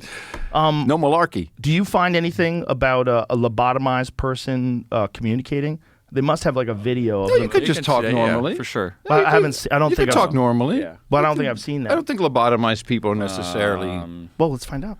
Oh, okay. Well. I'm trying to seeing if to Jamie the can. to the book of knowledge. YouTube it is. Yeah. YouTube. I Come mean, on, there's let's got to bring be it. a video Interview. somewhere of someone who's been lobotomized. Who's Interview of a lobotomy patient. ooh, let me hear this. Right? Okay, like what? Okay, before we get it going, Fucking what is your sick. prediction? Do you think the person will be slow, or do you think they'll be distant? Do you think you'll be able to tell? Yeah, I think it'll be a little woolly. They'll come across as kind of woolly. Oh yeah. Woolly? Okay. Woolly? Just Like kind of wool? like Wool in their brains? No, just kind of like their gauze in front of them, kind of like, oh yeah, that's okay. Oh yeah, Joe Rogan, that's really good. That's what It I seems think. like there's a popular one that's coming up a few times. A guy named Howard that was lobotomized when he was 12 by this guy. I'm sure Freeman. that's going to be fucking crazy. That's Christ. not But he's gonna- talking. At least the look. Oh of it. boy, the video is crazy because you see the kid when his eyes are puffy after they lobotomized him. Is this Howard right here? Yeah, that's him talking. So I mean, he seems to be pretty coherent. What? Just from that Audio. 1 second with no audio? Jamie, you're a Fed. I'm surrounded by Feds. Said she Hello. was a problem, You were right. not me. The other 2 said I was just a normal kid. In fact, several times. That looks pretty normal. That ass needs a lobotomy. Give me some volume so I can hear him. I have it up as loud as I can get Oh, right okay. now Sure. for some reason. I probably was seen 3 times by See, kind of what I said. Where's the hole? Freeman was very personable. There's no hole. Yeah. Come on. Very That's so they would. That's the fucked up part about it, which I looked when I was looking this up recently because there was some stuff. It was still going on in the 70s and 80s. They go through the They eyeball? go through your eyeball. Yeah. It's a nice pick. There you go. Oh, Jesus. And they just scramble it? Yeah. So Oh I my think before that, God. Jamie, I think like the turn of the century is when they were really doing it full time in New York City. Whoa. There's the tools, like they would just Yeah. stick it in Miracle there. cure. See, Whoa. miracle cure. Jumble it up, like Miracle Jell-O. cure. Oh, my God. Yeah, They go through miracle your fucking- cure, baby. Now, there was anesthetic right back then, right? General Fuck anesthesia? no, just jam that shit in, man. No? No Have- general have- anesthesia? Have some bourbon. When was general anesthesia? Doing that there. Oh my god! Oh my god! Oh my god! Yeah, dude. Here, Look at this guy. described as easier than curing a toothache. Look, but look at the guy with the fucking sleeveless shirt on. Both of them. He's like, hey, I got out of the fucking Look gym. at I'm gonna he's do it on my hammering. bottom. Look at here. that. He's hammering that thing into the eyeball. Jesus And they're just holding her Christ, hands bro. down. Look at that guy to the upper left. He's about to do that on a prostitute later that evening. He's like, duly noted. Oh, Look at there's some fucking- politician standing there too. What's that guy doing in the middle? Those are the guys that presided over the Warren Commission report. Look at them. Look at them. This is wild. Oh my God. At least those people have gloves on. Well, now I support this tactic. Hey, Now they it have looks more cloth legit. masks. That's bullshit. Cloth masks. Oh, That's no what's good. going on here? Oh my God. That's the electroshock therapy. Oh God damn it. yeah. And again, they do it with these Guido shirts on. Got that big bruise there. Yeah, you got that. Someone didn't like it. Shooting You heroin. guys are Right, someone insane. bit him. You guys are crazy. We're crazy. Look at this. They're cutting open heads. Look, They're cutting open heads. open heads there. That one they just cut open and they just drilled it. They like tried different Yeah, methods. I read that this guy, Walter Freeman, gave most of them. Is what I was the reading. guy with the sleeveless shirt. he What gave. the fuck, man? He was doing 100 a day at one point. Okay, I think. Imagine So- you show up and the guys and you're like, "Why do you have no sleeves?" He's like, "I do so many lobotomies, my fucking arms get hot." He's like, he's sleeveless, like he's at Gold's Gym. So, but just imagine the newspapers are like, this, you see it, it's like, this is great shit. And Americans, of course, went, that's great shit, man. Everyone's doing it. Let me get a fucking lobotomy. Right. That's- Hello. it helped me. It This helped is me cope. This is our culture. Right. We have to be cognizant of that. It's not necessarily healthy. Well, when the someone's things we cranked do. out on opioids, isn't that some kind of it's a similar type of a deal? It's not a lobotomy, but it's most certainly a reduction of who the fuck you are, and you just drop into a daze, Well, a trance. Opioids is really truly evil. I mean, the problem is you can't stop getting off of it. You, from what I understand, you literally feel like you're dying. Like Yeah. you're dying. It's very hard to stop, and that's the problem. So the mislabeling, all that shit, is what caused the problem and continues to cause it. I haven't done it. You haven't done it. Now, according to Dr. Carl Hart, who I respect deeply, It's life-saving for some people. he's a different character, and his take on it is that getting off of opiates is like a flu. It's Oh, just really? like, yeah, he's like, it's not that big a deal. And he said it's greatly exaggerated by Oh. pop culture Oh. and the way. And then Gabor Mate, Really? when he talks about addiction, he said most of it's tied to trauma. I mean, some of it is clearly genetic. That would right? make sense, With yeah. some folks, it's clearly genetic, like a whole history of alcoholism in the family, and that people, you know, we all know those alcoholics that they have one drink and then fucking shark eyes. They're like they're gone, and they're like they're whatever the fuck goes on in that alcoholic, it's a different thing. Like they have a couple of drinks, then they're gone. They're not even there anymore. Yeah. You're like, hello, Yeah. like they can't communicate with you. They're whacked out. They're gone. Well, I think that is. We got to take that into consideration when it comes to heroin. But for Carl, when he was and I hope I'm not fucking this up, but he was a very straight-laced guy. He wasn't into drugs. Then he became a clinical researcher. And during that time period, when he started really understanding the mechanisms around these drugs and what they actually do, and then all the unjust laws, like the difference between the sentencing for crack versus cocaine, which is crazy. Sure. Because he's like, they're exactly the same thing in terms of the effect on the body. And he was explaining all this stuff to me. He's like, he loves heroin. He says, heroin's wonderful.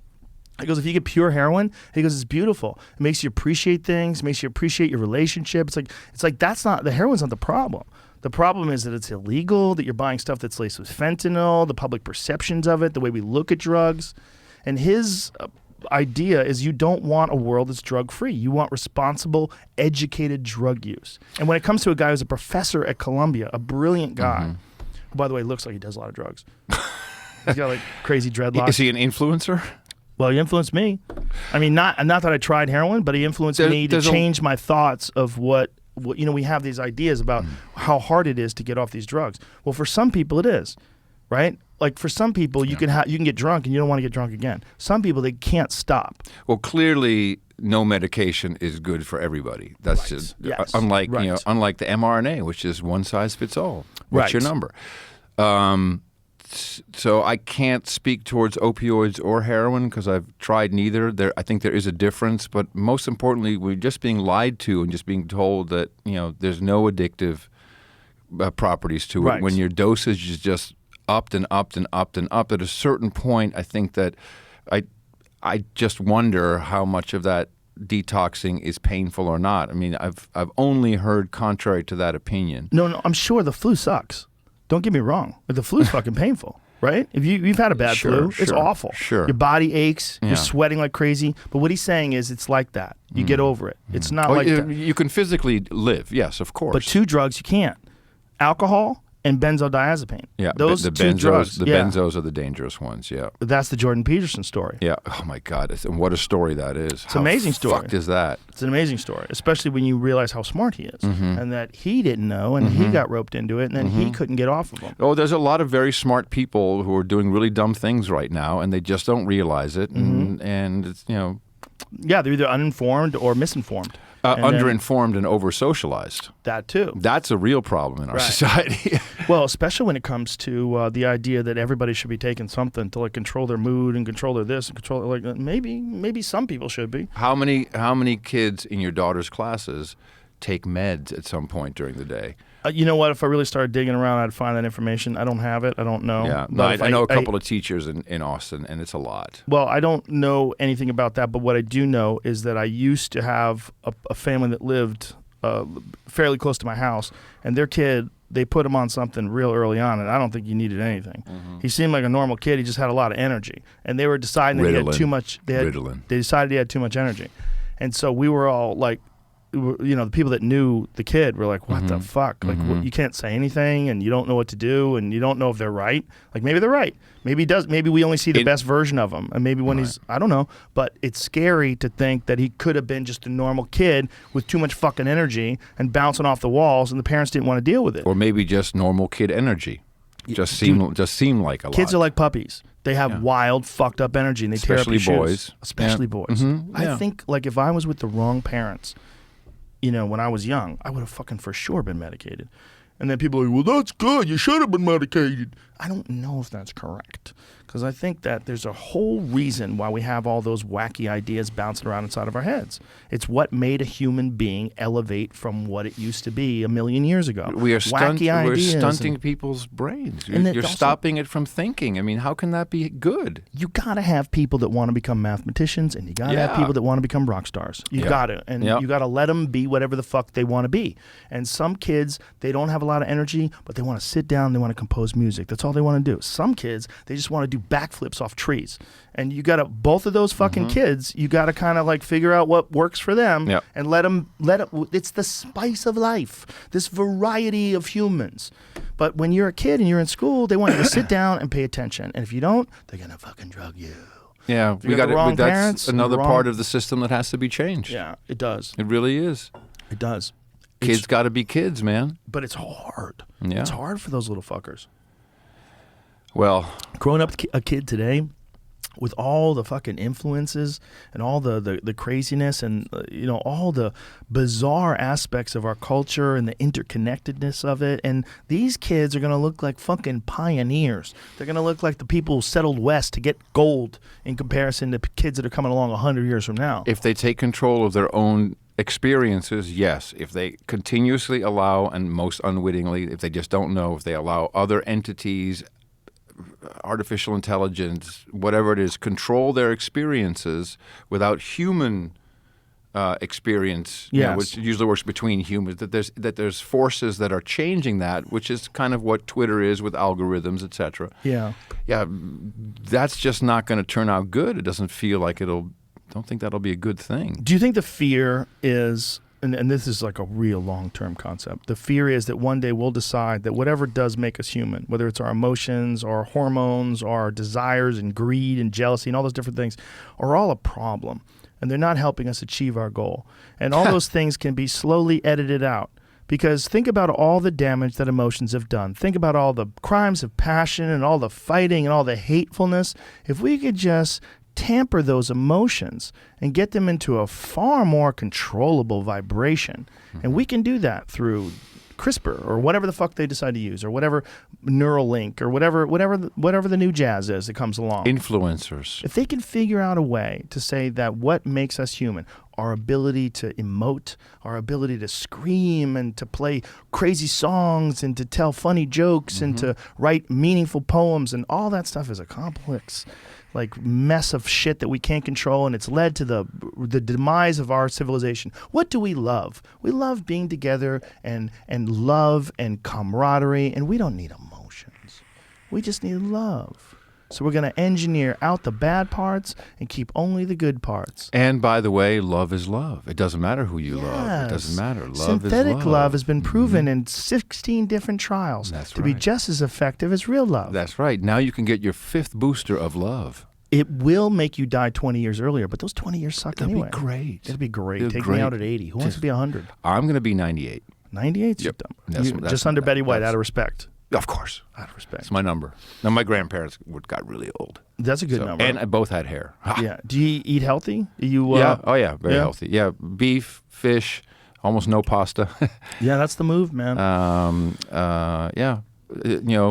Raw vegetable. We just buy vegetables, cook. And then in Fredericksburg, where we live, there's some pretty damn good restaurants who are really cooking up some good shit. That's nice. Yeah, that's really nice. Having good places you can visit that are near you. And it's also, isn't it nice to support like a nice local restaurant? Oh, you get to be friendly with the people, know the wait staff. Hi, yeah. It's nice. I love that. Of course, cool, right? Of course, yeah. But people are seeing this. Silicon Valley people are the first ones. They're like, shit, Elon Starlink is up. I don't have it yet. I'm on the wait list. I can live anywhere I want. There's a wait list? Yeah, I've been on it for 2 years probably. What's the holdup? Not enough satellites in space. Is that what it is? He hasn't really? blanketed. Is that good? No, this is a total military project. Elon is just selling it to us as cool internet, which is great. Do you think he's a part of the military? Elon, everything he does is for the government. Yes. What are you saying? He's a great guy for that. He's a great pitch man for But he has to innovate. Technology. If you're going to innovate, don't you think you have to he do didn't with the government? He didn't invent Tesla. He didn't invent SpaceX. He has vision. He understands how to explain it. He's very good at that. He's quirky. He has a whole bunch of great elements, that just are the perfect guy for our era. It's amazing to be alive at the same time as him.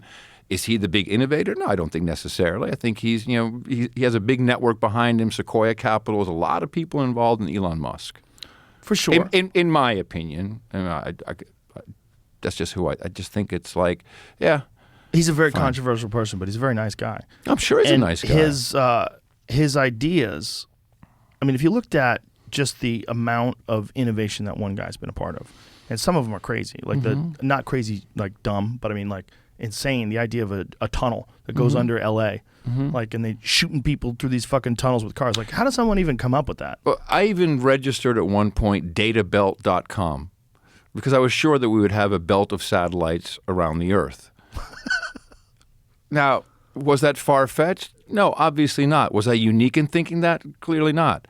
Am I the guy who somehow got into the right place with the right investors, with the right pitch, with the right story? No, that was Elon Musk. So do you think that, But to you be think sure, that overall his contributions are a net positive or a negative?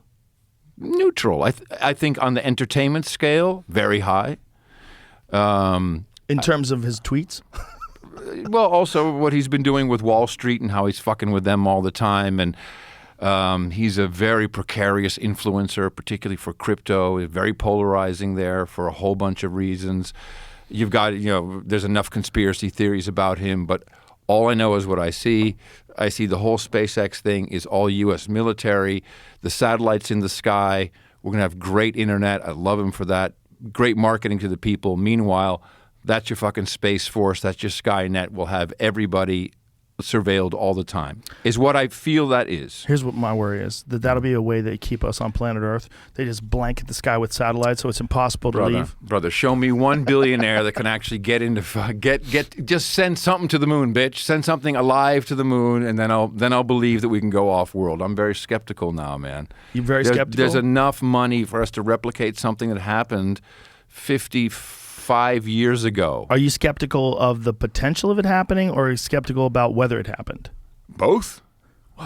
Both. Went there. Well, the Van Allen belts. Now the new NASA scientists who don't remember the original moon landings, I guess. Like, well, it's going to be hard to get through the Van Allen belts. You know, it's a lot of radiation. Well, how the fuck do they do that in that tin can with no computer, nothing? They just went up there and it landed and it worked. And I went deep into this for many years. Yeah, one of the me ways too, me too, supposedly me too. they did it is the Van Allen belts have openings in the top and the bottom of the Earth, right? yeah, well, why don't they just do that again? Why hasn't Jeff Bezos figured it out?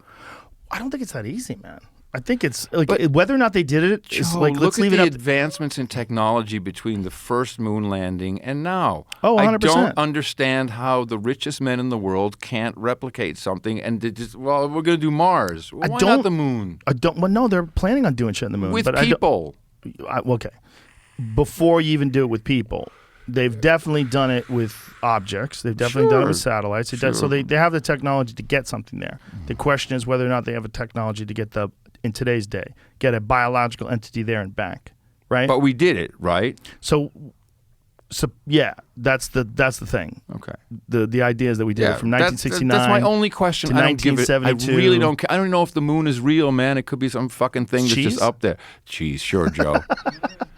I mean, I've looked at the flat Earth, the crater Earth. I've looked at the everything. I've looked at all this stuff. You know what? I really don't know. You don't know if the Earth's flat? I don't want to get into it because it's just polarizing. You think the Earth might be flat?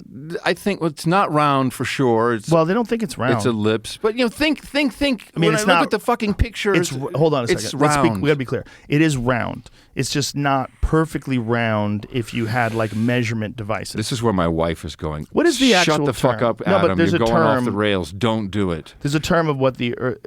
And that's my work wife. What is it? Elongated ellipsis or Thanks. something like Yeah. that. Yeah, something ellipse. like It's that. an ellipse. Yeah. Yeah. But that's just technical.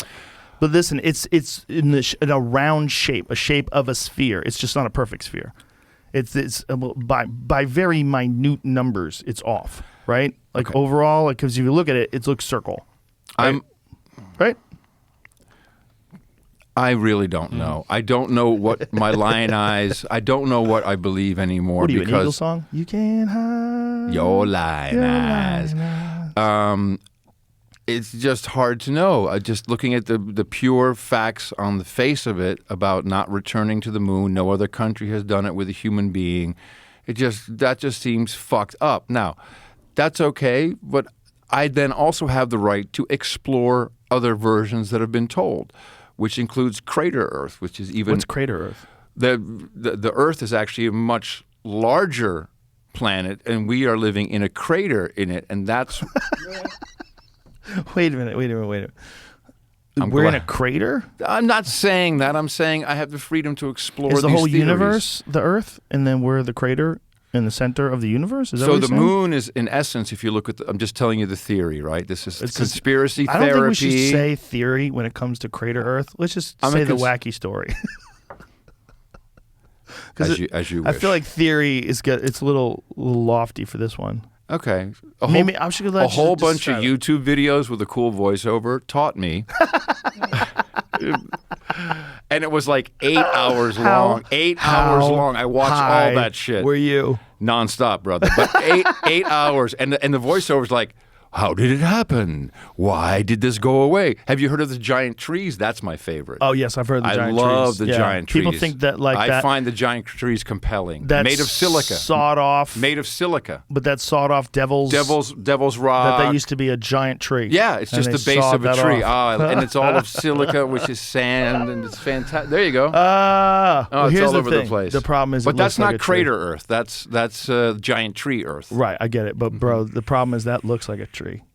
I know. Come on, I man. know. When you look at it, though, it's perfectly octagonal in shape. Well, often. let's not say perfectly if we're going to call the Earth not round. Okay, let's be consistent here. Jesus Christ, he's so All inconsistent. right, give me another one of those. I need something. Well, to we don't have smoke. anything right here. What? Everything's in the other room. What the fuck? All right. You got some on you, don't you? roll my own. Don't bogart your own. We have plenty for you. I'll give you some as you're leaving.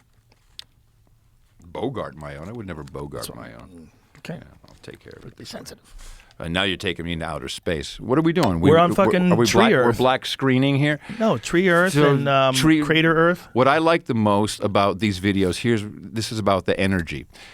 So there's this one video. This is so fucking cool. And you've seen the pictures. You've seen the pictures of Manhattan around 1900, and there's these beautiful big buildings, fantastic shit. And then the streets are just squalor and people with horse-driven crap. And the video says, how did this get built? What happened? What happened? Why are the streets just mud and all these beautiful buildings? When did that occur? When were those exact? What did it look like then? Where are those pictures? And I'm just telling you how this video is put together. It's pretty slick. And they show all these pictures of completely empty streets. And so the theory is that there was a water event, but really a very severe one, but that electricity used to flow through canals everywhere. Wait for it. From the churches, and the church steeple, which now has a bell tower, that's where a ball of mercury used to be. And listen to me, because Elon's going to fucking patent this and he's going to sell it to us. And then that energy, they pull the energy from the ionosphere, that somehow it interacts with the mercury, then they would distribute the electricity through Tesla's principles, through the earth and through water. That they used to do this? Look, Well, we know that Tesla had this idea of broadcasting electricity through the air, but people that wireless electricity. But people that look at today's electronics think that that would be horrendous, because then if he had done that and implemented that, we would never be able to use all these electronic devices and all the things that we have today, because they'd be constantly interfered with by this electricity flying through the air. Or would they develop new technology that interacted with that electricity, and it would just be different than what we're accustomed to? I believe that most of Tesla's wireless energy was flowing through the earth side of it and not through the air side. Really? Yeah, I believe so. Some wires and shit? No, just So you think this just might be a earth real resonance. Well, there's a lot of, I have a YouTube ham videos? radio license, so I know a lot about high frequency and radio waves. And there is the ultra low frequencies, which is like a 700 foot antenna or some shit like this. These ultra low subsonic frequencies. A lot of experimentation going on, and that actually transmits through the earth. So you transmit your signal, and it goes through the Earth's core to the other side, and that's where it's received. So that's more my understanding of the technology Tesla was using. But you don't think the Earth is living in a crater, right? We don't think we really. I have no evidence to prove it. No, of course not. But it's one of the weird ones to entertain. There's a lot of people out there. Oh yeah. Yeah. If you want to believe in the heliospheric model, that's fine. What's that one? That's the globe. The globe, the round Earth. Are you a globe head? That's what flat earthers call globe head? They call us globe heads. Yeah. People that believe the Earth is round. I think there's more important things to think about. Yeah. I think there's some I guess. theories that maybe it's a waste of time to go over. Just saying. Maybe that's one of them.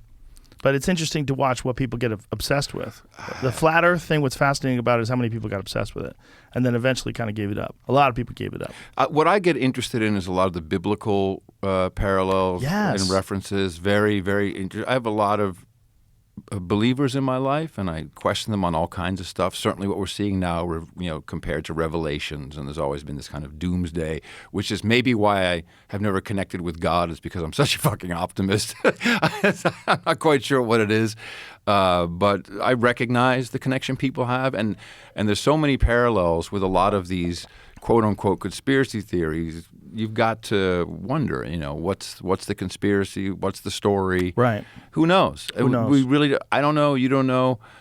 I just want to live my life, be happy, and make a better one for the kids, man. There's a lot of people that are studying the shape of the Earth, and they're pretty sure it's not flat.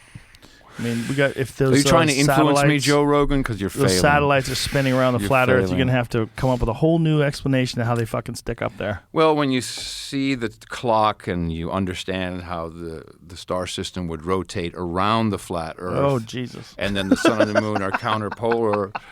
Then you would understand it a little better. But I'm not. It's a lack of understanding on my part. I don't understand it either, but I do watch it, and I do enjoy all these different theories. I really think that's interesting. I have no problem with that. What's the difference between taking drugs and watching, Friends reruns? Or taking drugs and listening to someone talk about how the Earth is flat For 8 hours. No, not just for. It's much listen, bigger man. than that. I used to love Art Bell's show. When Art Bell would get some guy calling up saying he's a time traveler, I'd be like, "Really? Wow! Listen to this guy." And I Art think would go, that's "Tell me about the future." I think that's feasible. Yeah. Time travelers? Yeah, sure. What do you think would happen if time travel was invented? Well, How do you think it would happen? Like if all of a sudden, out of nowhere, time travel is invented in our lifetimes, how much do you think the world changes? Back to the Future would be a documentary. I think it's way crazier than that, Adam Curry. I think let's just presume that it was already possible in the future, and we're living in the past. I mean, you can go on forever, but why wouldn't? You aware of a guy named Dr. Ronald Mallet? You ever heard of him? I think he's University of Connecticut. See if you can find him. He's a fascinating guy, and he's a professor that is. When you hear him talk, it's almost like you're watching a superhero movie, and a guy has like a superhero origin story. This is what it is. Like his father died, and he became obsessed with time travel because he wanted to make a time machine so he could go back and see his dad. Yes. So this guy came up with these theories of time travel that apparently, if you have enough power, you have to have a massive. I think the first guy to come up with no. Kurt Gödel, I think, was the first guy to come up with the idea of a functional mechanism that could actually change time, that you could actually go back in time or go forward in time. But the amount of energy that you would need is just impossible to imagine. And then what this guy seems to have concluded is that even if you go back in time, this professor, even if is it Ronald Mallet, is that his name? Even if you go back in time, you can't go back if there's no road. So from the moment a time machine is invented, from that moment, the moment it's switched on, that moment till forever, time ceases to become linear. Stops, right. It ceases to become linear because travel is available to anyone from the future to now, from now to then, any stop in between. You can't stop time. If there's no regulations on it, if it becomes prevalent like cell phones, the world becomes a completely different experience for everyone. Life, death, birth, childhood, mistakes, erase them, go back, live in that timeline. They intersect with people's timelines where they're coming in from the past and the future. It fucks the world up. It fucks everything up. This is what I think is one of the scarier ideas about technology. I mean, you want to talk about a thing that would completely change the way human beings interface with the universe itself. It's time travel. Because everything that people can figure out from now until as long as there are people will then be ported back to where we are now. And the understanding of it will be brought back to it. And then who knows if you'll ever even be able to achieve innovation, because you're going to be constantly dealing with people traveling to and from different time zones, to and from different time periods, like all simultaneously, all happening all. I think it's impossible for us to imagine how wild a time machine could be if it did get invented. Because it's not like, oh, I'm going to go back and steal all the gold. Like, no, it's like everybody's going to do that, stupid. Right. Everybody's going to do that at every second of every day, ever.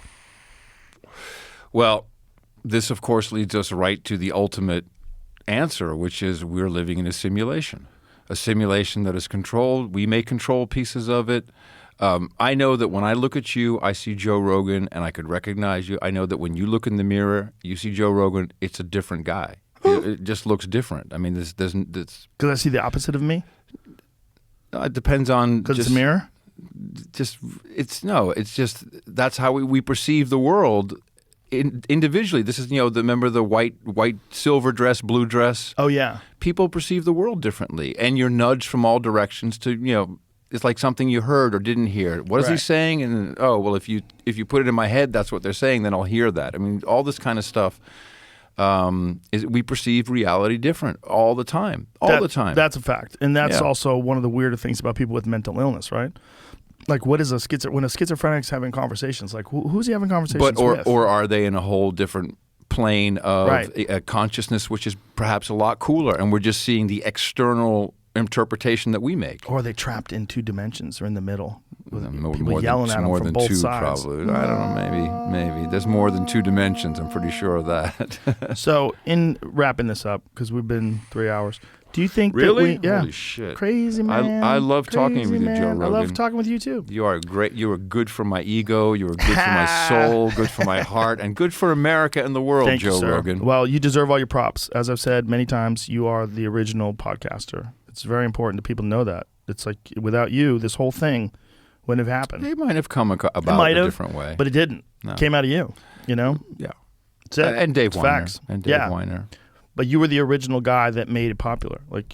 And what it is now is it's very odd. It's a very odd form of communication. It's weird that this thing exists and that it's so popular. Well, that's what's so cool about it. It's like RSS, which is the basic protocol of podcasting, and it came from blogs. That's what Dave Weiner invented. Has just proven unstoppable. Everyone makes them. They're all over the place. They're very handy. They're easy to understand. They're easy to implement.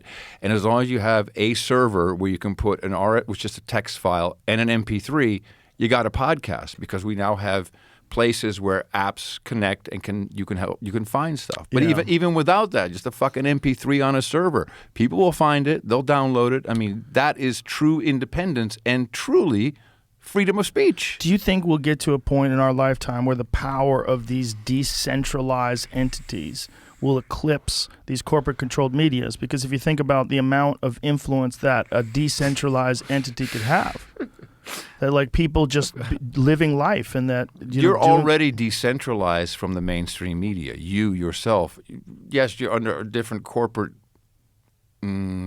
distribute. No, you're not, because I know they don't own you. They own licensing to do something exclusive for a while, but you own you as far as I'm concerned. Yes. Right. So, but whatever deal you did, however it works, you are decentralized from the mainstream broadcast systems, technically, and certainly from the mainstream narrative. So you are to be preserved. You are to be protected, because this is showing the way that anybody can do this. And no, you may not have the audience size of Joe Rogan, but you get 1,000 people. That matters. 1,000 people who really care, who really listen, who, by the way, might support you with $5 a month.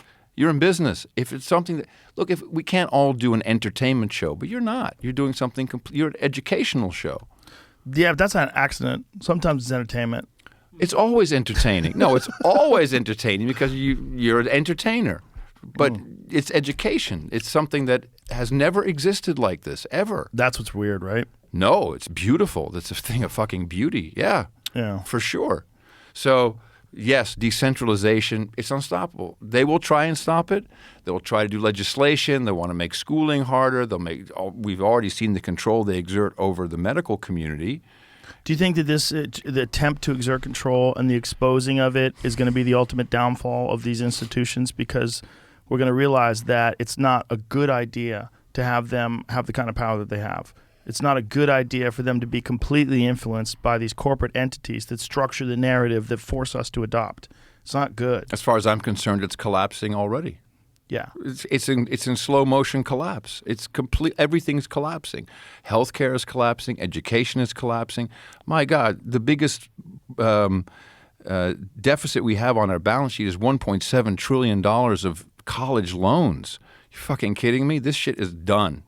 It's done. And people are coming out disillusioned. Okay, I got $100,000 in debt. I got this piece of paper. Nothing. And what do we see with the jobs market? Oh, only 3.9% unemployment. But the labor participation rate, the people who are actually in the market for a job, fell off a cliff. Didn't something like 4.5 million people quit their job recently? Sure. Yeah. That's wild. There's too much money in the system. People have stimulus money. They got cash. Maybe there's some gigs on the side. They're figuring life out. They're going to find something else to do. That's good. But that's good in my book, but it's not what the economy is in real trouble. In Austin, there are now 3 restaurants that I used to go to for over 10 years closing for good. South Congress Cafe closing for good. Of course, we'll get new ones in there. A lot of them can't get employees. Can't get employees, destroyed just in general from the lockdowns and the restrictions. We have to rebuild a new middle class, and it's going to be diaper washing services, because that shit's going to stop too. You're not going to get diapers eventually. I guarantee you. This crazy shit ahead. But that's what's good, because that will wake people up.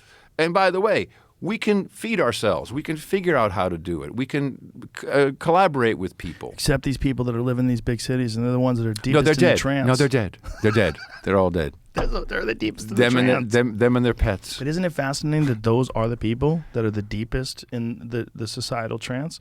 Is the ones that are in these urban centers. Are we surprised? No. No, we're not surprised, but No. it is fascinating that they're the most terrified, the most disconnected from nature. They are building their own prison. openly and with joy. Open air prisons. Mm-hmm. Adam Curry, you're the shit.